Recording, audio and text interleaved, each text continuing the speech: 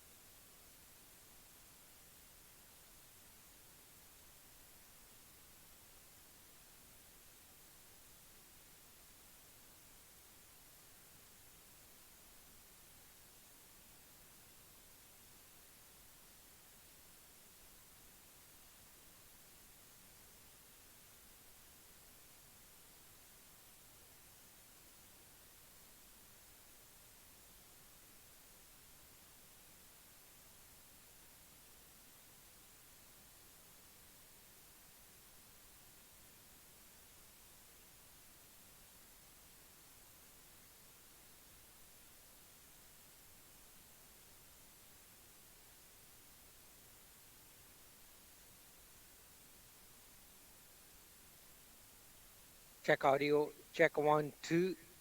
Testing audio.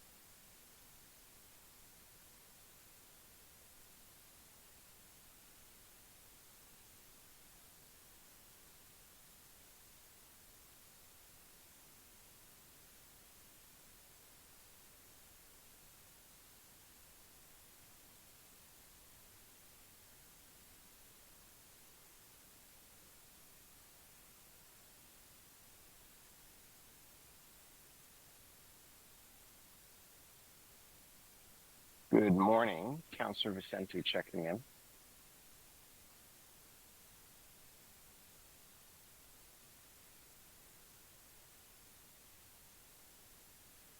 Good morning, sound check. You're coming through clear, Councillor Vicente.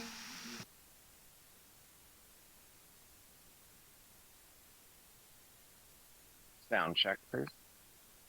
You're coming through clear, Councillor Vicente. Thank you, I read you.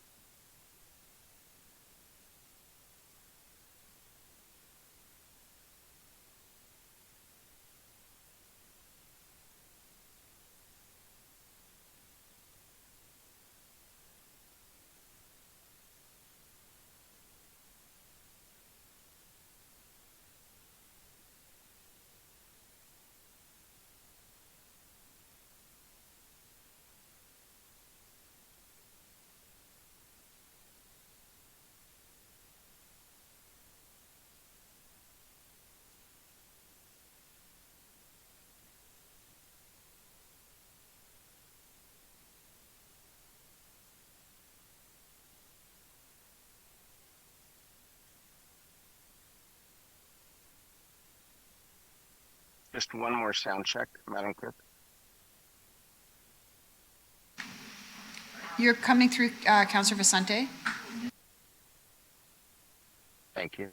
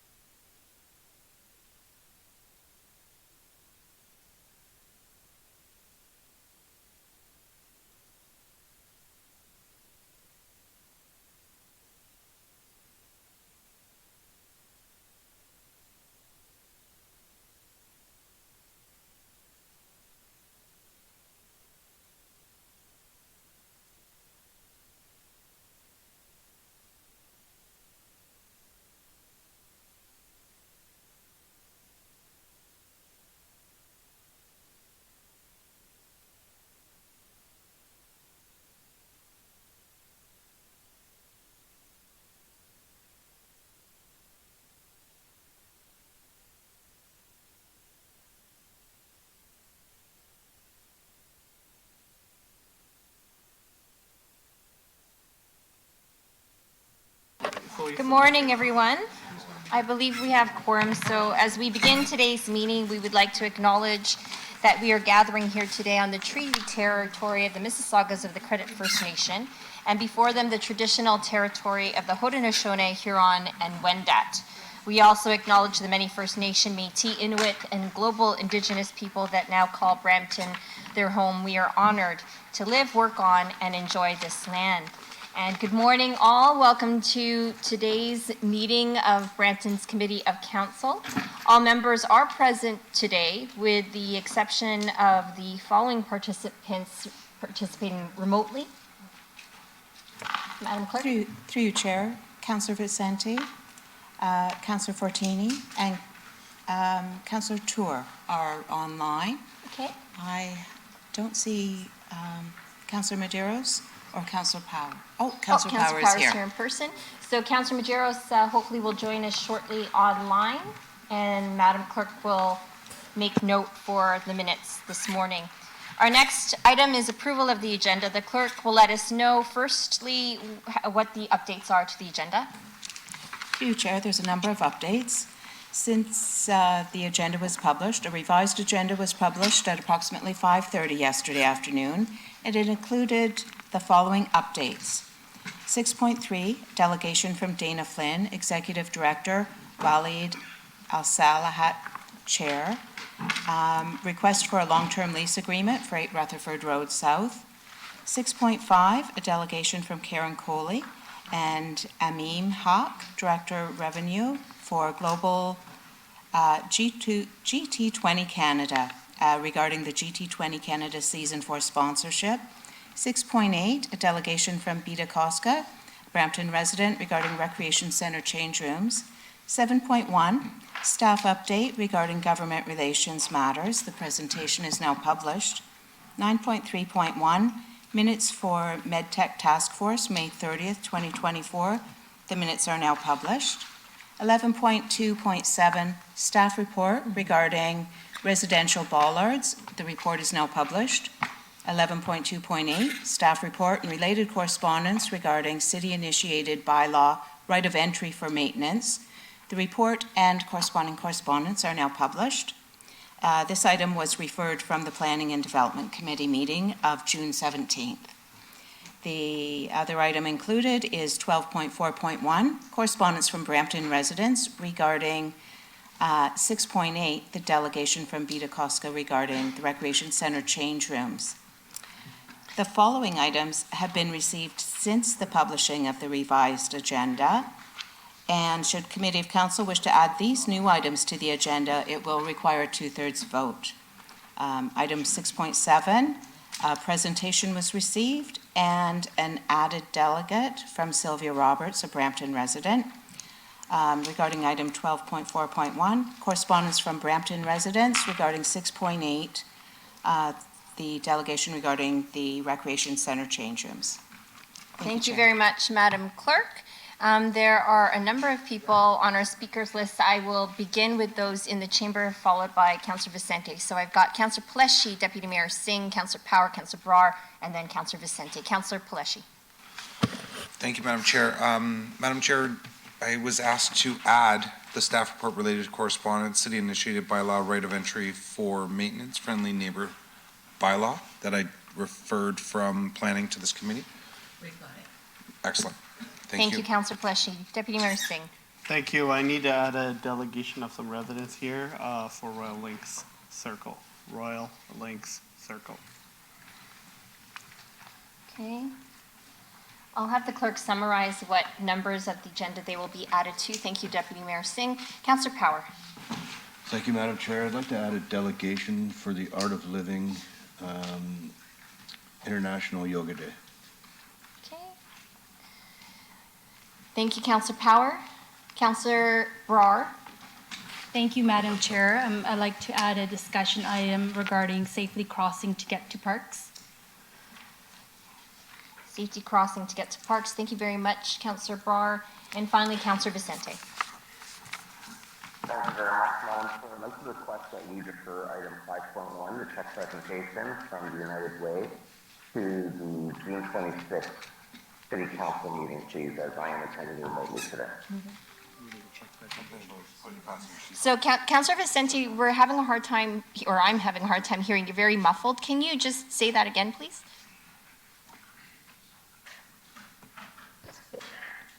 Madam Chair.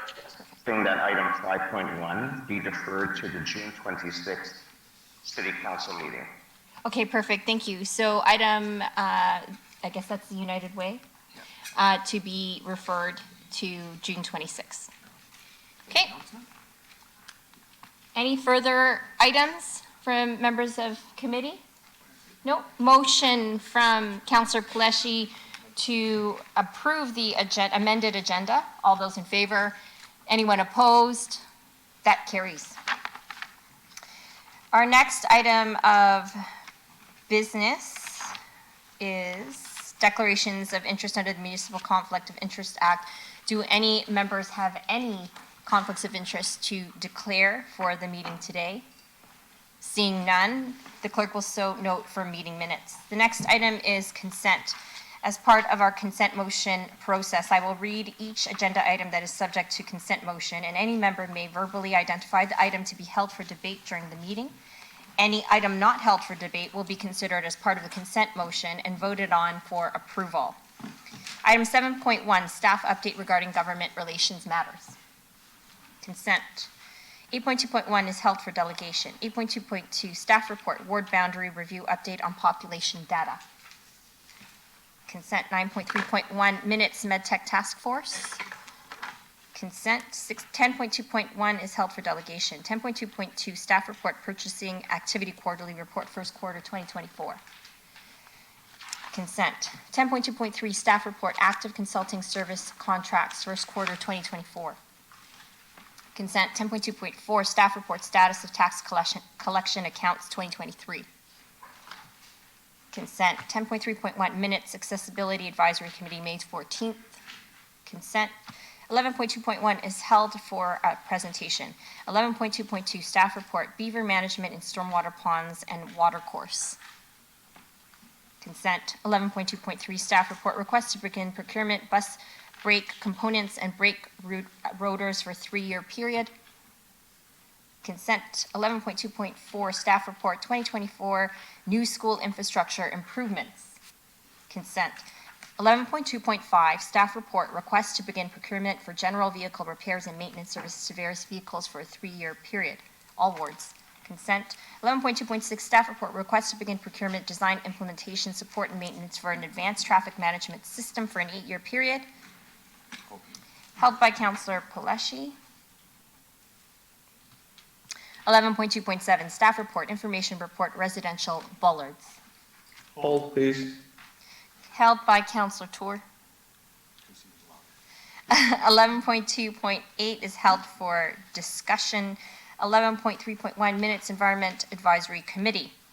Consent. 12.2.1, staff report, request to begin procurement, turf maintenance at Peel Village Golf Course for 5-year period.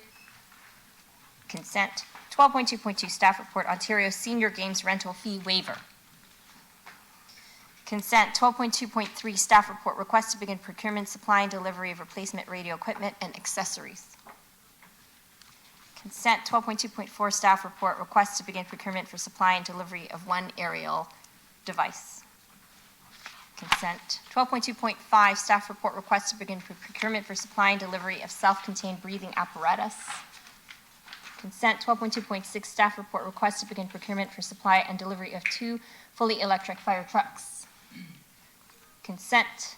12.4.1 is held for delegation. 13.1, referred matters list published quarterly on the website. Any questions on the referred matters list? Consent. 15.1, lease negotiations, open meeting exception under section 2392C and K of the Municipal Act. Consent. 15.2, lease negotiations, open meeting exception under section 2392C and K of the Municipal Act. Holding? Anyone? I'm good with Consent. 15.3, facility naming discussion, open meeting exception under section 2392B of the Municipal Act. All good? Councillor Vicente, go ahead. I'm sorry, Madam Chair, that was from before. Okay, so 15.3 is also in consent? Any further questions from members of committee regarding the consent items?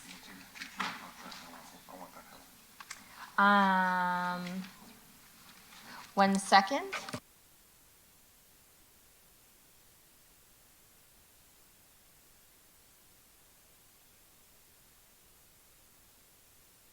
I believe we're all good for all the closed items. All closed items are in consent. The clerk will now summarize those items held by members for consideration or not part of the consent motion prior to the approval of the motion. Madam Clerk, over to you. Through you, Chair. Item 8.2.1, staff report regarding supplemental report, proposed pilot project driving instruction zones on city property is held, related to a delegation. 6.2. Item 10.2.1, staff report regarding 2024 service area asset management plan is held. It's related to delegation. 6.10. 11.2.1, staff report regarding proposed site alteration bylaw is held for a related presentation, 11.1.1.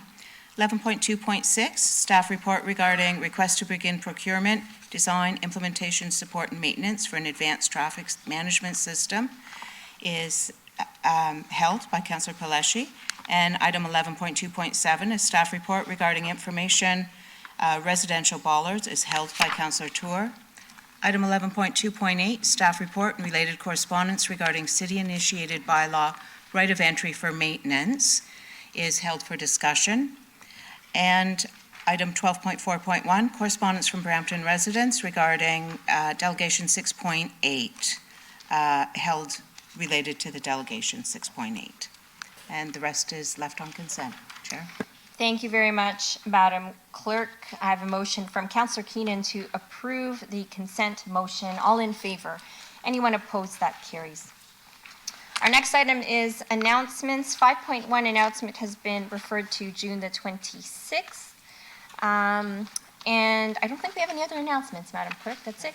That brings us to public delegations. The first delegate, and I'll remind just the delegates today, there have been a number of delegations that have been added and a stacked agenda. So just so folks know, you will have up to 5 minutes for your delegation. There is a clock behind my left shoulder that will time you down, and then the clerk, Madam Clerk, will warn of a 1 minute remaining from your delegation. We will be strictly enforcing the 5-minute rule this morning as well, so make sure your delegations are kept to 5 minutes. Our first possible delegation today is 6.1. Are there any members of the public that would like to speak to this item? Are any members of the public online that would like to speak to this item? It's a possible delegation regarding the notice of the intention to amend user fee bylaw 380/2003 as amended Schedule E, Public Works and Engineering fees related to the proposed site alteration bylaw. I see no members of the public. Madam Clerk, anyone online? No? Okay, thank you. Councillors, do you have any questions regarding the delegations for, or there are no delegations, apologies. Next item for delegation is 6.2, possible delegations regarding the notice of the intention to amend mobile licensing bylaw 67/2014 and user fee bylaw 380/2003 relating to the proposed pilot project driving instruction zones on city property. Do any members of the public wish to speak on this item? Madam Clerk, anyone online? Through Chair, there's no one online. Great. Our next delegation is 6.3, a delegation from Dana Flynn, Executive Director, Waleed Al-Sahat, Chair, and Arshad Patel, Vice Chair, Dar Al-Maliki, Noon Academy, regarding a request for long-term lease for 8 Rutherford Road South. Are you here, online or in person? We're here. Okay, come on up. Welcome to the chamber. Thank you. Good to see you. You have up to 5 minutes for your delegation. Excellent. Thank you so much. We'll start. When does it start? Now? Yeah. Okay, great. Hi, everyone. My name is Dania Flynn, and I'm the Chief Executive Officer of Noon Academy in Dar Maliki. I'm here today with Sheikh Waleed, and as well as some of our community members as well. And we're here to promote awareness. Can you change the slide? Actually, sorry.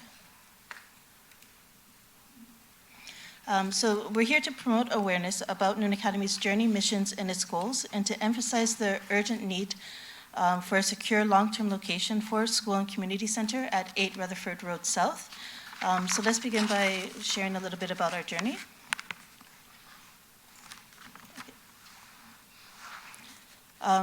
So essentially, Noon Academy is an Islamic private elementary and secondary school, as well as a community center. And we're currently offering full-time private school education for students from JK to grade 10.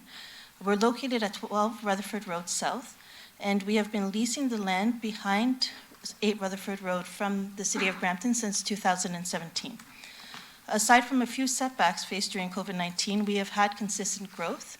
In 2021, we opened Brampton's first Islamic high school. And we are currently operating at full capacity with 111 full-time students across 9 classrooms.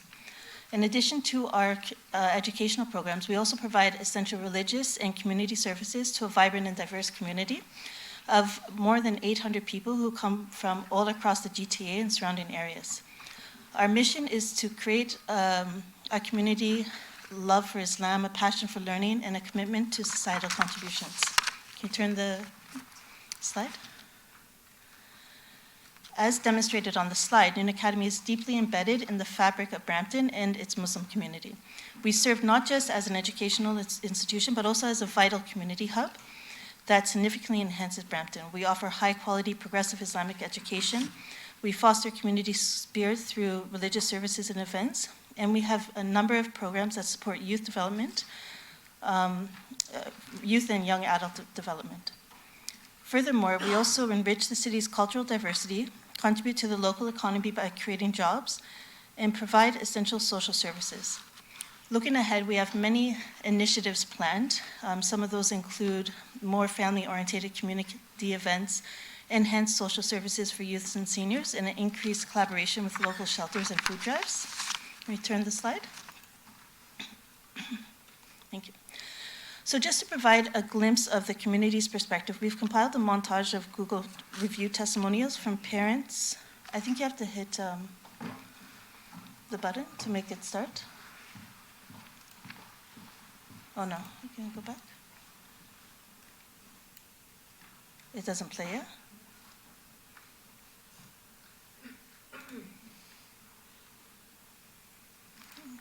Okay, anyways, it's available for you to access it. But it's a montage of testimonies from parents, students, and community members. The voices reflect the transformative impact Noon Academy has had on their lives and underscores the importance of our continued presence in Brampton. Next slide, please. Okay. So despite our successes, we're actually facing a number of significant challenges now. The first and foremost is that our landlord is in the process of selling our current property, which poses a risk of unmanageable rent increase. Additionally, as shown on the slide, our classrooms, community hall areas are fully utilized. Our elementary enrollment is slightly above capacity, and unfortunately, our secondary school enrollment is at only 65 capacity, is underutilized at 65% capacity due to space constraints. Most significantly, the number of our community members far exceed our physical capacity, forcing us to rent external halls for events. This not only strains our resources, but also limits our ability to serve the community effectively. Next slide. So our objective here is to secure a long-term fixed lease at 8 Rutherford Road South. A stable permanent location will allow us to contribute significantly to Brampton's evolving educational landscape. This is not just about securing a building for us, it's about our commitment to Brampton. Having lived in Brampton since 1980s, with all of my children born and raised here, our roots in this community run deep, and we want to continue making it a welcome and inclusive city. So providing us with a long-term lease rather than auctioning the land to the highest bidder creates sustained educational community service that directly benefit Brampton. It ensures that local Muslim residents receive the educational support. We're out of time. Thank you so much. Okay, thank you so Do much. any members have any questions? I see Councilor Medeiros. Councilor Medeiros. Thank you very much, Chair, and thank you very much for Noon Academy to come in. I know this has been an issue for the school for the last, as long as I've been on council, and I know Mayor Brown and Councillor Keenan, we're really proud of the work that you do in our community. So I would just like to refer this to staff, and I think staff already had some informal talks, but I think we needed to make a formal ask, so I appreciate them coming in.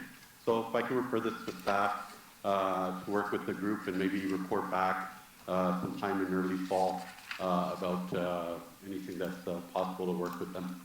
Thank you, Madam Chair. Thank you, and Mayor Brown. I'm a big fan of Noon Academy and had a chance to go there on a few occasions. I also think it's important to give Noon Academy clarity. And my understanding is there's another municipal purpose for that old fire hall. And so I wouldn't want to lead Noon Academy on that is something that at least is being entertained or a public sale. And so if it's referred and they then think it's going to come back and there's an option, if that's not something that is given that there's another municipal purpose, I think it may leave Noon Academy in a worse position if they know that they have to look in the private sector because that government building is going to continue to be utilized. I think that would be more fair rather than leading on Noon Academy that there may be an opportunity here for a lease of a government building. Looking to the chair and the local councillor. Thank you, Yeah. Mayor Brown, for that clarification. So just for further clarification back to the delegates, what Mayor Brown is trying to share is that while we're currently going through the process regarding to a property at the city of Brampton, there may be other municipal intentions for that actual building itself that are currently under consideration. So we don't want to necessarily set your expectations that this is something that's going to happen, especially when there might be other municipal priorities, because it's a municipal building that are currently under consideration. Okay? So maybe to the planning, I think Steve Ganesh wants a comment. Sure. Commissioner Ganesh. Through the chair, through to Mayor Brown's question, council will recall, and for those who are listening online or in the audience, that about a year and a half ago, staff brought forward the concept of our work plan, rather, for community hubs. This particular site was a potential site identified along the Queen Street Community Hub for that municipal purpose, should council and the city decide to go that route. So just putting that out there for the delegates' awareness. Okay. And just to finish up, Councillor Santos, I believe the ward councillors also specified a different municipal use on top of that. And so I think based on what is being discussed, leasing it privately was not one of the options under consideration. So if we send a referral, leaving the expectation that there's an opportunity, I think that would not be fair to Noon Academy to give them false expectations. So for that reason, I wouldn't support a referral because I don't want to give any false impression. Because right now it's the debate of which municipal use, not whether to lease it to the private sector. Yeah. Yeah. Okay. So we do have a referral motion. Councillor Medeiros, did you want to comment further? Yeah, no, I appreciate the comments and thank you for the transparency, Mayor Brown. I think what I was hoping, understanding fully, agree with some of your comments. I think it was just for us to allow staff that time to go over and look at other opportunities to see if we have anything. The same thing will be done at the region. And if we come back where there's anything, there's really nothing available, then at least we've gone through the exercise and we've showed the organization good faith in trying, to look at what's available or what's not. We understand things change, land comes up, but I know it's not an easy ask, and it's one of the biggest struggles we have is having space. But I was just hoping in a formalized manner that we give an opportunity to staff to work with Noon Academy, and I think everyone is conscientious enough to understand that this may result in not meeting expectations, but at least I think I want to just make that effort. Thank you. Thank you, Councillor Medeiros. I'm going to make a suggestion then based on this conversation right now that instead of amending this referral as referred back to staff regarding the request for a long-term lease agreement for 8 Rutherford Road or other opportunities be referred back to staff to work with the group and report back, period. Is that okay? That's very good. Thank you, Chair. Okay, so to the delegates, we're saying that given some of the other priorities for that particular property, we'll look at that, but expectations, as you know, might be not necessarily as what you're requesting exactly, but they will also perhaps look at other opportunities in the city, also under the understanding that space is in high demand in the city of Brampton, okay? So staff will report back with something. And is there a time frame for that? Was it before fall, I think? Well, because it's now a little bit more broader, it might take a little bit more time. Okay? Mayor Brown.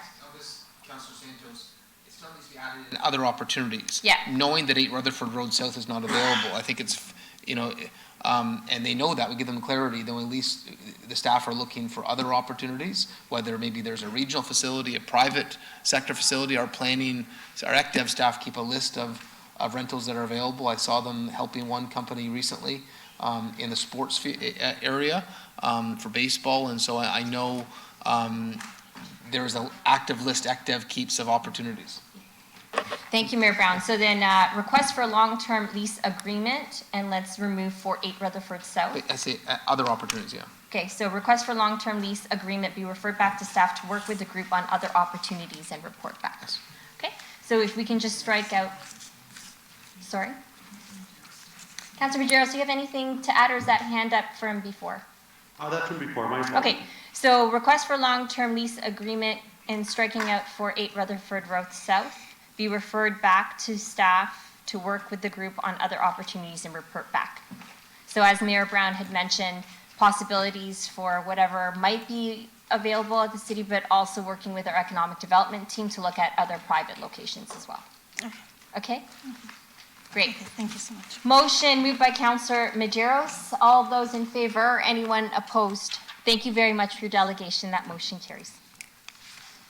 The next item up for delegation is 6.4, delegation from Korean Prakanam President Brampton Malayali Samajam Brampton boat race regarding park naming for the Malayali community and Brampton boat race. Korean! Welcome to the chamber. My friend, you have up to 5 minutes. Good morning, Madam. Honorable Mayor, Councillors. I'm not taking 5 minutes, just a few minutes. Brampton Malayali Samajam is a community from South India, state of Kerala. We are here, a lot of community members here. So I just want to present a small request for the attention of the council. I stand before you today representing Brampton Malayali Samajam, a non-profit, non-political, secular culture organization dedicated to maintaining the rich culture and heritage of Kerala, as well as promoting our language. We are excited to announce the Brampton Malayali Samajam will celebrating 14th annual Brampton Boat Race on August 17th, 2024 at Professors Lake, Brampton. This event attracts both local and international teams who compete for the prestigious Canadian Nehru Trophy and significant cash prize. The event promises carnival atmosphere, colorful water procession, and exciting boat race. It will be broadcasted on television and streamed online, reaching thousands of viewers worldwide.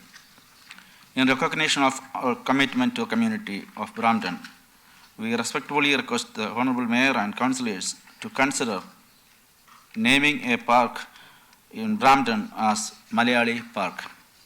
This gesture would honor the culture and contributions, dedications of Malayali community to the city. Thank you for your consideration. Wow, that was short. Thanks, Korean. You know why? It's because everyone here knows about the Brampton boat race. Mayor Brown. Corinne, I love the boat race. What an international event it's become with teams from all over. It's a beautiful event that really showcases Brampton in such a positive light.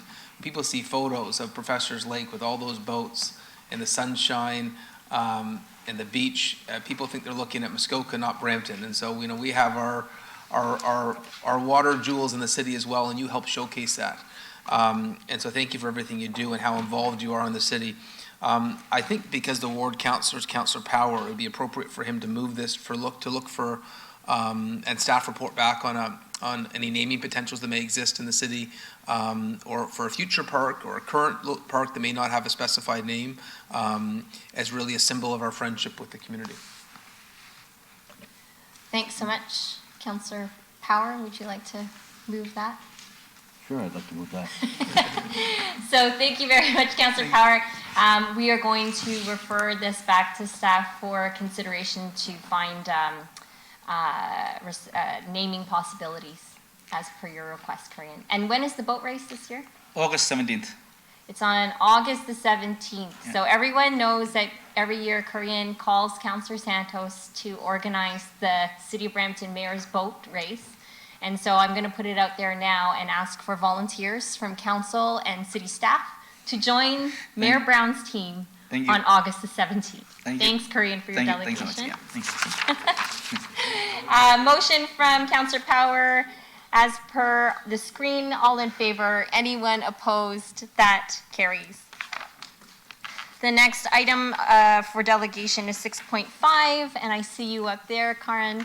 Delegation from Karan Kohli, Board Member, and Aneem HAQ, Director of Revenue, Global T20 Canada, regarding the GT20 Canada Season 4 sponsorship. And just like the boat race, this is something that we've been doing now almost every year. Karan, you have 5 minutes. Thank you. Good morning, everyone. I think we have an audio visual to play to begin.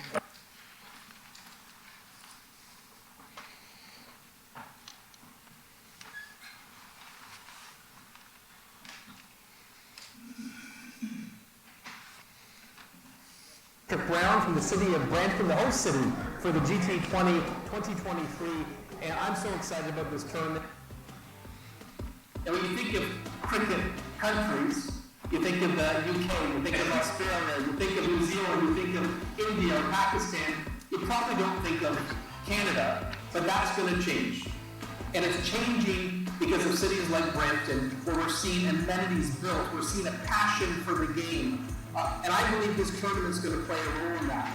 Because when a young person in Brampton gets to see legends like the ones we have here tonight, it's going to inspire them to want to play, to want to be more involved. When you see role models, you want to replicate them. And so this is a gift to Canadian cricket. So thank you for helping us build cricket in Canada and in Brampton. This is really exceptional. Absolutely love the Brampton cricket scene.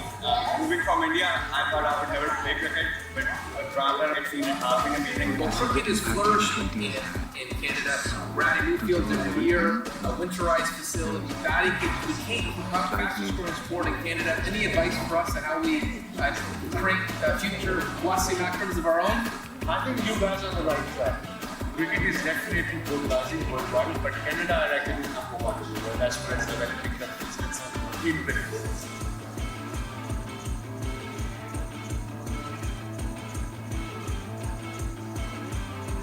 What do you think about cricket happening in Canada? I mean, it's growing.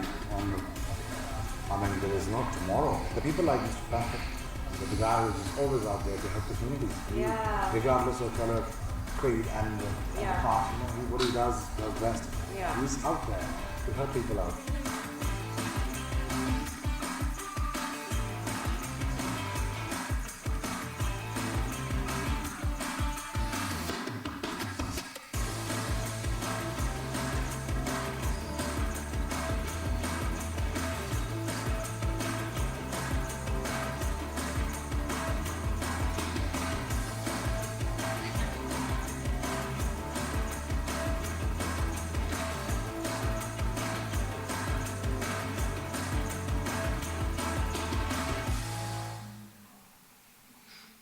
Right, I'm going to keep my presentation as short as possible from here on out. I would request, there we go, if we can go to the next page. This is one of the most important pieces I have to present today. The last time Canada played in the World Cup was 2011. This year, as everyone knows, we've got 7 boys from Brampton who represented us at the 2024 Cricket World Cup, and they did one tremendous job. We played well, the boys are back, and they're eager to play GT20. Next slide, please. One more. Last year, our television audience was 180 million people, with 133 countries receiving broadcast right from Brampton, right out of Brampton. If I were to follow the order of the slides, I think I'd take up more time than I can afford, so I'm just going to talk through most of them. Last year, we generated 1 billion plus impressions for the city of Brampton through all our social media channels. We were covered by all major news networks across the globe, within Canada and internationally. This year, what I want to talk about, apart from every community initiative we want to take further, is some of the superstars. That we're going to bring to the city of Brampton. We've signed up Babar Azam, Mohammad Rizwan, Shaheen Shah Afridi, Sunil Narayan, Marcus Stoinis, just to name a few. These are the absolute elite of this sport from Pakistan, Australia, and West Indies, and we've got many more who are going to join us this year. We've never had a player roster this big. We've never had talent from within the Canadian cricketing ecosystem as strong after coming off a World Cup. And I think cricket now is well and truly Brampton's #1 sport. The aim is to make the city of Brampton the cricket capital of North America. Last year, during our tournament, we had an economic impact evaluation of $30 million to the city of Brampton, and I think I'd like to leave you all with that. Thank you so much, Karan. Mayor Brown. Well, I have a motion that the clerk's office and our community services and sports tourism department prepare to put on the screen, and would like to support this event. Again, obviously cricket is exploding in popularity and we want to rally behind this. This year is special because with the World Cup happening in the US, Major League Cricket happening in the US, we actually have in North America right now the biggest names in the game. And so for those that don't follow cricket, when you hear names like Babar Azam or Shaheen Afridi, those are the top current players. Yes. Those are superstars.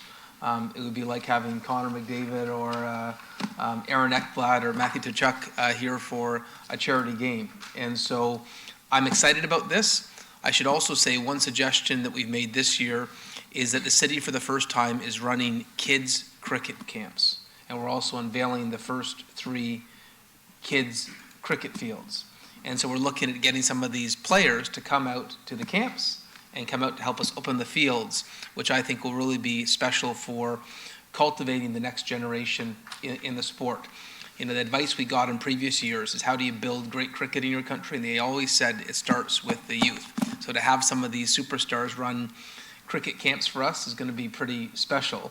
I know the Canadian players, the Brampton players, are really excited to play in front of their home crowds. So eager to support this again, and eager for our sports tourism group to keep us in touch about opportunities to intertwine this into the city as much as possible. Thank you, Mayor Brown. And the delegation, I see a question from Councillor Tour.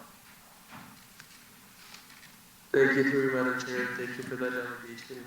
Karan, if you can just expand a little bit on the economic impact. You mentioned that there's $30 million worth of impact in the city of Brampton. Could you just elaborate on that, please?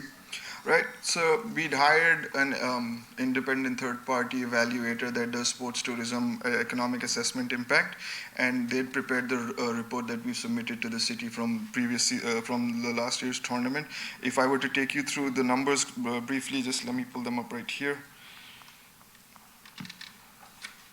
We had a direct impact of $30,746,500 to the city, overall impact to the province of $34,787,555, and to the country of Canada, $43,147,086. Along with that, we had to the city 21,259 out-of-town fans, and a direct and indirect economic impact, visitor impact of 9.9 million. I see those numbers on the slides as well in the presentation, but I meant if you could expand on just what that $30 million in economic impact, like what does that truly mean? Like what does that include? So it entails the value of media generated, the value of sales throughout hospitality generated, and merchandise and other forms of adding revenue directly and indirectly. Okay, I understand that. And how much was the contribution for the province of Ontario last year? The province contributed $3 million. Or are they contributing this year as well? We're currently working with them on that, sir, yes. Okay, thank you. Thank you. Thank you, Councillor Tour and Mayor Brown for the motion. Just a quick question for you, Karan. Last year, there was a fantastic charity game for women's cricket. Is that going to be happening again this year? No, ma'am. Not one, 3. 3. We're going to do 3. Excellent. I just want to make sure that we're supporting women in the sport as well. Yes, Thank you very much. Yes, ma'am. So motion moved by Mayor Patrick Brown. All those in favor, Anyone opposed? That motion carries. Thank you so much. Thank you so We much, look everyone. forward to it again this year.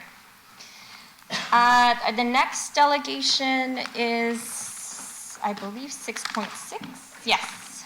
Delegation from Kathleen McDermott, Brampton Resident Committee of Adjustment Concerns. Kathleen, are you here or online? Kathleen, come on up. Welcome to the chambers. Thanks for joining us this morning. The clock is behind my shoulder. You have up to 5 minutes. Hi there, thank you. My name is Kathleen McDermott. I've been a resident of Brampton since 1998. Unfortunately, I'm not here to talk about fun things of boat races and so forth. I unfortunately have a very serious matter that I want to talk about with regards to my concerns about the COA, the Committee of Adjustment. So there's 3 things with regards to that I want to hopefully accomplish in the 5 minutes is inform you all that there was an investigation done, as well as the composition of the COA I have concerns about, as well as the processes.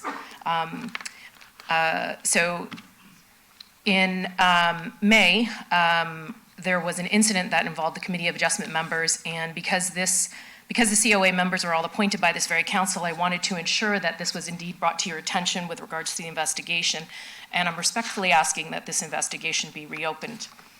At an April 23rd COA meeting that I attended, as well as many of my neighbors, to oppose the severance of a property, I can name the property. It's a corner lot. There was many variances on the property, over 14 variances that were required, that were being asked for in addition to a severance. I happened to create a petition and just thought, I should go and see what my neighbors think of this, and if they have any concerns, or are they even educated or aware of the situation. I went on a 1-kilometer walk in a couple hours, spoke to over 60 neighbors who signed this petition, and they were all misinformed, thinking that our zoning and our bylaws are in place to protect us. And this couldn't be further from the truth, because the COA is handing out variances like candy on Halloween. And again, that's another issue entirely, and hopefully that requires some guardrails that we need to be looked at. On May 7th, I had a meeting with my Ward 3 and 4 councillors, as well as our mayor, to express our serious concerns with regards to our interaction and the behavior of the COA at that April 23rd meeting, as something just didn't seem quite right. On my way home from that meeting, Clara, the secretary treasurer of the COA, called me to tell me that my petition that I had submitted during that meeting, after my presentation, was missing, and that she had opened an investigation as the missing documentation is an extremely serious matter. Clara indicated she signed an affidavit to confirm the existence of the petition and the pictures that I submitted in case there was no second copy, as I personally handed over all the originals for the record. I was extremely disturbed by this news of my missing petition, and it only validated some of my suspicions based on our observations at that meeting on April 23rd. I've since supplied the clerk's office with copies of everything for the record, which I will also leave here if you like, of this problematic property for the council to look at as well. Clara assured me that official missing documentations is a very serious matter, and investigation was opened. For this effort, I thank Clara for her honesty, her integrity, and in making me aware of the incident in the first place, and for opening the investigation. I followed up with Clara on May 13th with regards to the investigation to ensure it was a neutral third party investigating the matter. Unfortunately, it was security, which is Brampton City staff. I received an official response from Janice, acting city clerk, who I spoke to in person on May 13 as well. I'll leave you with a hard copy of that email exchange that I had with her. Janice informed me the investigation was already closed. Janice indicated that members of the COA were asked if the petition I had submitted was in their possession. Only a couple of COA members responded and confirmed that they did not have the documentation I submitted. I was told, based on the video footage, and the petition went into the lounge and never came out. I asked Janice if every member responded to the investigation, if they had the documentation or if they saw the documentation, and she told me that not everybody responded, and she can't force people to respond.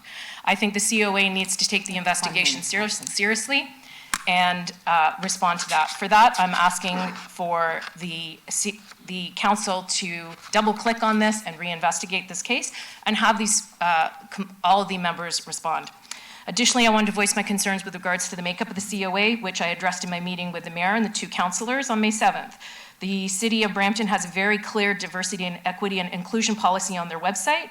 Develop a diverse diversity, equity, and inclusion strategic blueprint to provide a comprehensive action framework to coordinate the city's approach to embedding DEI in our programs, services, and initiatives. Apparently just not on the Committee of Adjustment. At least as of the last census, 50% of Brampton is female, yet 8 of the 9 members are male. There's 1 female that is more absent than she is present. You're welcome to check out her attendance. I understand there's 12 spots available, I'm happy to apply. The other issue is the COA process. What's happening is zoning is reviewing requests. Sorry, we're out of time. Thank you, Kathleen. I've got questions from committee, so I'm sure they will Sure, I'm help happy you to take finish questions. some of your comments.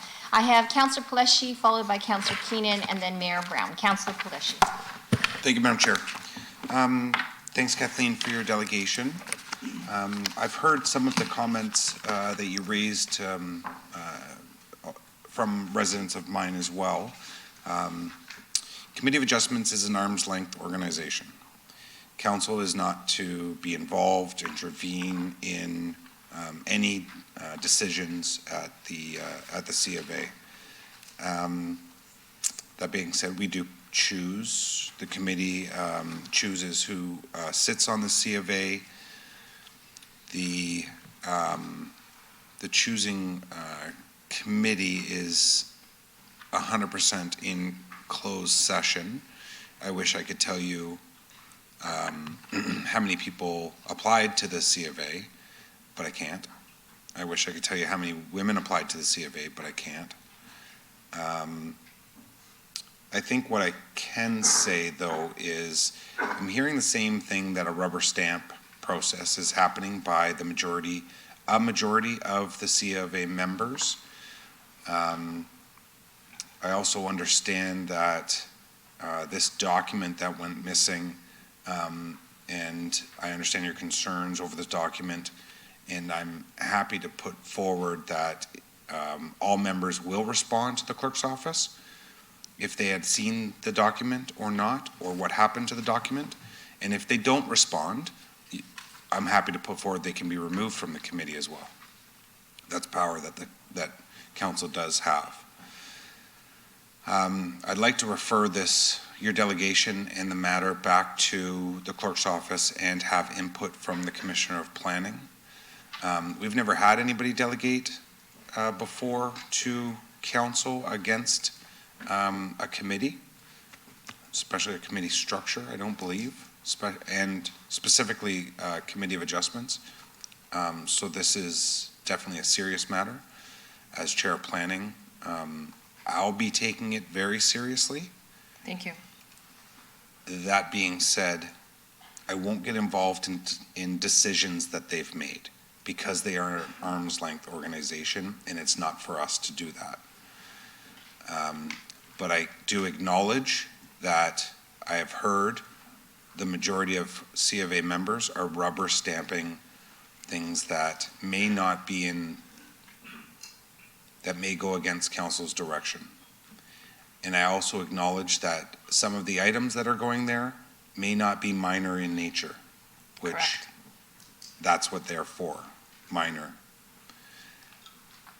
So with that being said, I see that there's a list of speakers. I'll hold my referral until the members can speak and ask questions, and then I'll put my referral to staff on the floor. Thank you, Madam Chair. Thank you, Councillor Paleshi. And so there's a referral motion that will be coming up after Councillor Keenan, followed by Mayor Brown, and then Councillor Medeiros. Councillor Keenan. Thank you, Madam Chair, and thank you, Kathleen, for coming in. I get tons of complaints regarding the Committee of Adjustments, and for me, it becomes quite frustrating. We as a council obviously are trying to do things within our community, especially when we look at the RRL and everything, we're looking to clean up the community, and we can make a decision here, and the very next day, as little as yesterday, we had a meeting that I would say, as what Councillor Paleshi says, maybe it wasn't minor in nature, especially within our mature neighborhoods. That's really starting to affect, what is the fallback on that committee? Everything comes to us. When they approve something, even though we can't be involved, we get the backlash from that approval. So the rubber stamping, I would say, is definitely happening and something I'm not pleased with. But you had mentioned towards the end of your delegation the zoning aspect. And I would like to give you a minute to explain where that was going for you so that we can maybe understand, because I believe it was something to do with the procedure with zoning and the COA, or do you want to speak to that? Yes, please. Thank you, Councillor Keenan. So what's happening, and this is part of the process being broken, is zoning. So people come to zoning to apply for their permits or whatever it is that they're requesting. And zoning, if it's outside of zoning, you're automatically getting a staff producing a report that the errors that I've seen on the two properties that I've been concerned about in my area, they're missing variance requests, the measurements are wrong on the diagram, they're not following the entire process by which you're supposed to submit plans and so forth. They're just completely inaccurate and not, and also the COA is responsible for understanding all the details. What they're doing is they're asking the staff in the room in their report that is completely inaccurate and not clear. So COA is relying on the staff. Zoning is lobbing it over the fence to the COA process. So the COA is assuming that, oh, because they put it over here to a COA request, that zoning is okay-ish with this, and it must be considered. Zoning should be the guardrails that says, no, there's 14 variances on a property, and I saw about 5 other ones that were missed. Why is the staff missing those in their documentation? So it's just like this. Oh, I thought you were going to do it. Oh, they're responsible. So everybody's pointing the finger and no one's actually owning it. Zoning should be closing this down, and it shouldn't even be going to the COA with that much variances on a property. Okay. And I'm going to look to the commissioner planning to maybe comment on that. Chair, if I could, through the chair, through to the delegation. First of all, thank you very much for your observation and comments. For the benefit of members of council, the delegate, and those listening, Committee of Adjustment matters are, there's 4 tests in which staff look at a minor variance application. You know, whether or not a minor variance application is minor nature, committee spoke to that today. Whether or not a minor variance application generally conforms to the intent of a zoning bylaw, and whether or not the variance generally conforms to the intent of an official plan. So for instance, if an official plan designates property as residential, but a variance comes in for something that's not residential, it would clearly not conform to the intent of the official plan. And whether or not the cumulative impact of the variances is desirable for the nature of the character of the area. And I know this council and committee has been very sensitive to some of those discussions. With respect to some of the comments around zoning, just for a matter of clarity and process, when an application or an applicant comes in for a Committee of Adjustment, goes through a bit of a screening process. So the applicant comes in, submits an application, and our zoning staff do a very diligent process of whereby they screen that application to identify, validate those variances that the applicant may be looking for, i.e. a widening to a driveway or a deck, but also take the time to identify additional variances that may be required on the site. I think it's important to note that under the Planning Act, there is no limitation on the number of variances that an applicant can apply for under one application. Having said that, it's always staff's, they use their professional judgment and experience to look at what the cumulative impact of the number of variances may have. I think I understood the direction from Councillor Pellecci today was to have this matter be looked at further by the clerk with input from myself, and that's certainly something I'll take upon myself after hearing some of the concerns today to ensure that, you know, one, there's obviously perhaps some more education that needs to be done on behalf of the city as to what constitutes a variance and when things should perhaps are better served by another planning instrument, i.e. a rezoning versus a minor variance. That may help better clarify some of the communication between zoning and the Committee of Adjustment members, and then also clarify things for residents. Thank you. Very informative. Thank you for that. I'm definitely going to be in support of Councillor Pellecci's referral, and I will look to see where we can make changes as to, especially in the mature neighborhoods where the variances are not really minor in nature for those areas, and you know, I will be coming back with something on that for sure. When it comes to the composition, there's no bigger advocate on around this table than Chair Santos, and I believe she will speak to that. We all definitely are very supportive, but I will leave that for Councillor Santos. So thank you very much for your delegation, and I look forward to the report coming back. Thanks, Councillor Keenan. Mayor Brown, followed by Councillor Maderos. Thank you, Chair Santos, and thank you, Kathleen, for coming here today. I enjoyed having the chance to meet you when you came to City Hall, and I can certainly appreciate your frustrations. I've got my own frustrations, and there are instances where there's someone who's trying to have a multi-dwelling unit, an additional basement apartment, and residents come. I've had this happen a few times. I'm looking to Councillor Keenan and Medeiros, where they ask us to write a letter to the Committee of Adjustment, and we're told that obviously under the rules we can't. And I'll look at a location on a street where it's completely inappropriate to have another basement apartment that's going to have far too many students living in poor conditions, and I don't want to see that happen. And so, I know this has sort of almost been taboo to talk about how the Committee of Adjustment works, because we're supposed to be arm's length from it. But I'd love to know from staff how we can better make sure that the city's aims are consistent with the Committee of Adjustment decisions, in the sense that right now one of our big campaigns is clamping down on slum landlords. I mentioned around this table before that I hate getting a call or an email from our fire chief, someone who's died in a basement apartment, and sadly we get that call at least once a year. There are deplorable conditions that I've seen photos of that you wouldn't see in a third world, and we've allowed it in our city. And so we want to, 99% of landlords are great, but the 1% that bring disrepute to the entire neighborhood, we need to shut them down. And we need to make sure that we don't allow more of them to sort of grow in our community. And so when I've heard feedback from residents, they're seeing, on one hand, you're clamping down with the RL on slum landlords. On the other hand, you're allowing new units to be approved. I understand there was an instance, I'm not going to mention the location, where this happened at the COA, not to insert myself into one of those decisions, but that can't happen. And so the city is diverse. The city has different neighborhoods, but there are mature neighborhoods where this doesn't add up. And I get if in part of the city where it's meant for the purpose of multi-generational living, why there be more discretion.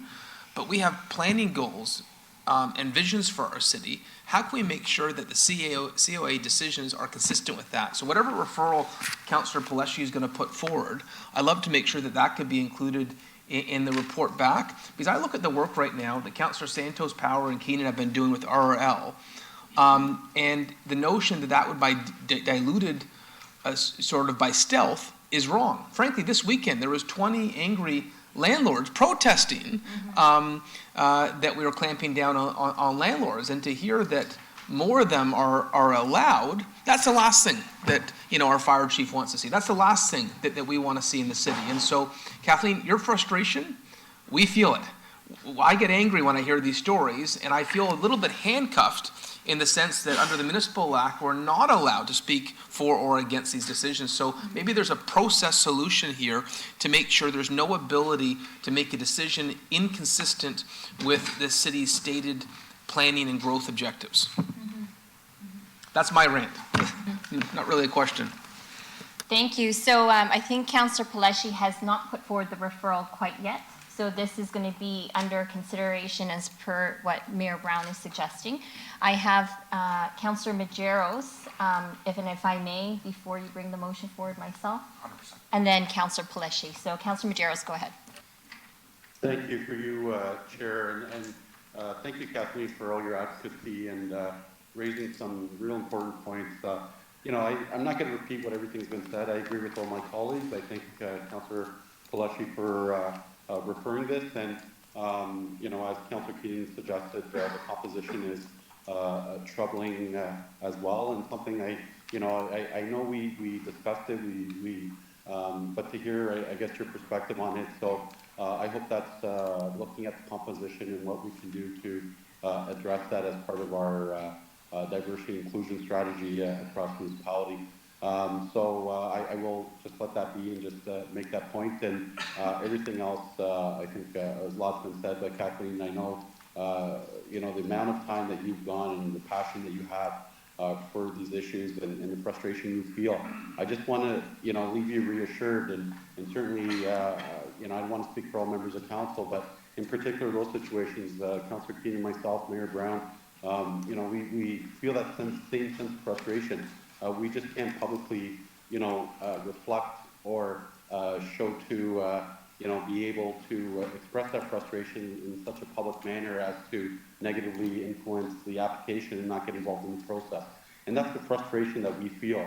But thank you so much for doing this and taking time out of your schedule. Thank you. Thank you, Councillor Majeros. Before Councillor Pelletier brings forward the motion, I just wanted to say, Kathleen, of course it's a woman that's bringing this up. Of course it's a woman speaking up about the concerns about the committee and the things that are potentially concerning and going wrong. And of course it's you and a woman that's bringing up the composition. And so myself and Councillor Brar, many months ago, last year, we brought forward a motion to form an advisory standing committee of council called the Women's Advisory Committee. That committee is, I think our first meeting will begin in October. Councillor Brar and I are going to be looking at those applications and everyone who's applied shortly. However, these are the sorts of things that the Women's Advisory Committee would be advising on and helping to deal with. Now, I do have concerns, I've always had concerns about women's representation and gender diversity on all of our various committees across the city. I believe that it sounds like there is opportunity to deal with the composition perhaps more immediately than to wait for a report. So I will add that Committee of Adjustment concerns be referred for staff consideration, blah, blah, blah, and that the composition regarding gender diversity on this committee be dealt with immediately. Thank you. And I would also add that a requirement, if possible, and I'll look to city staff on feedback on this, a requirement of all existing committee members to take gender-based analysis plus training. And just, sorry, Madam Chair, with regards to my request to reopen the investigation and have the existing members, is that going to be? Yeah, so Councillor Pelletier will be addressing that shortly. Okay, perfect, Yeah. thank you. Okay. I appreciate that. So thank you for having the courage to speak up today, for bringing up all of those concerns. I think you have the support of members of council today, and I'll pass it over to Councillor Pelletier to now bring forward the referral. Thank you, Madam Chair. I think there's some additions that are needing here as well. The end-to-end process of the committee, I think, needs to be evaluated. I want to give staff the opportunity to look at that from the clerk's standpoint. In discussions with, just listening to Mayor Brown, and Mayor Brown, you're 100% right. You look at other areas of the city and where we're trying to grow population, and then the population's not growing there. But we have a huge surplus that's coming, or influx that's coming to the city of Brampton, especially in the West End and in the Northeast End. But yet it's like those mature neighborhoods that Councillor Keenan is referring to. It's being pushed into areas like that where we know, and then you get people, we've all seen the applications on Monday night. How many applications did we see just in the downtown of multiple story? What was the tallest? 58-story building in downtown? But yet ask that developer if they've ever developed before in the city, if they've ever developed at all. I'm going to guarantee that the majority of those applications on Monday night have never developed in their lives. So what does that tell me? That tells me that they've purchased a property, they're putting it through the process, they're going to get their approvals, and then they flip it.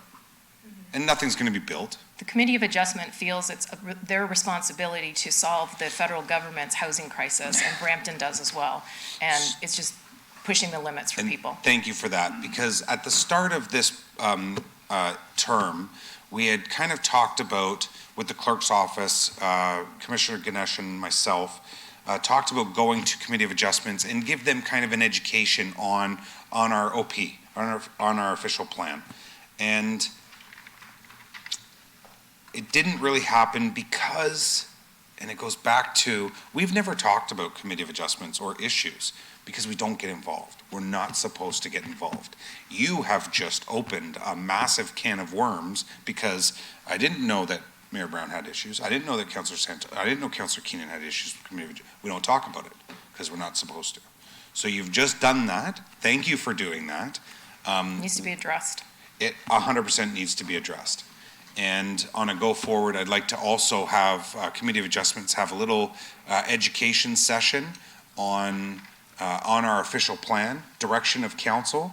And if they're going against the direction of council, then it's an automatic pulling of that application and taking the power away from them to do that. It's a fine line. I want to be careful. They are arm's length. But if we're having issues with the Committee of Adjustments, no problem. We start again. We have the minor variances come to council until we find new members from the Committee of Adjustments, if that's what needs to be done. Until then, let's have that education center session. Let's have the full investigation, give the clerk's office and the commissioner the authority to go through the investigation. I don't know if we can force them to do the training.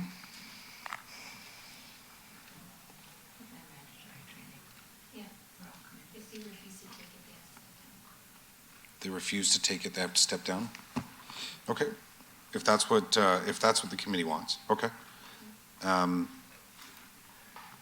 I think I'm happy with this referral. Thank you, Kathleen. Thank you. Thank you so much, Councillor Pleshy. And just for clarification to the clerk on that last bit, for both the mandatory gender-based plus analysis training and the training related to the official plan, is it necessary for us to say if they refuse to take it, they have to resign? Is that necessary for us, or is it just assumed?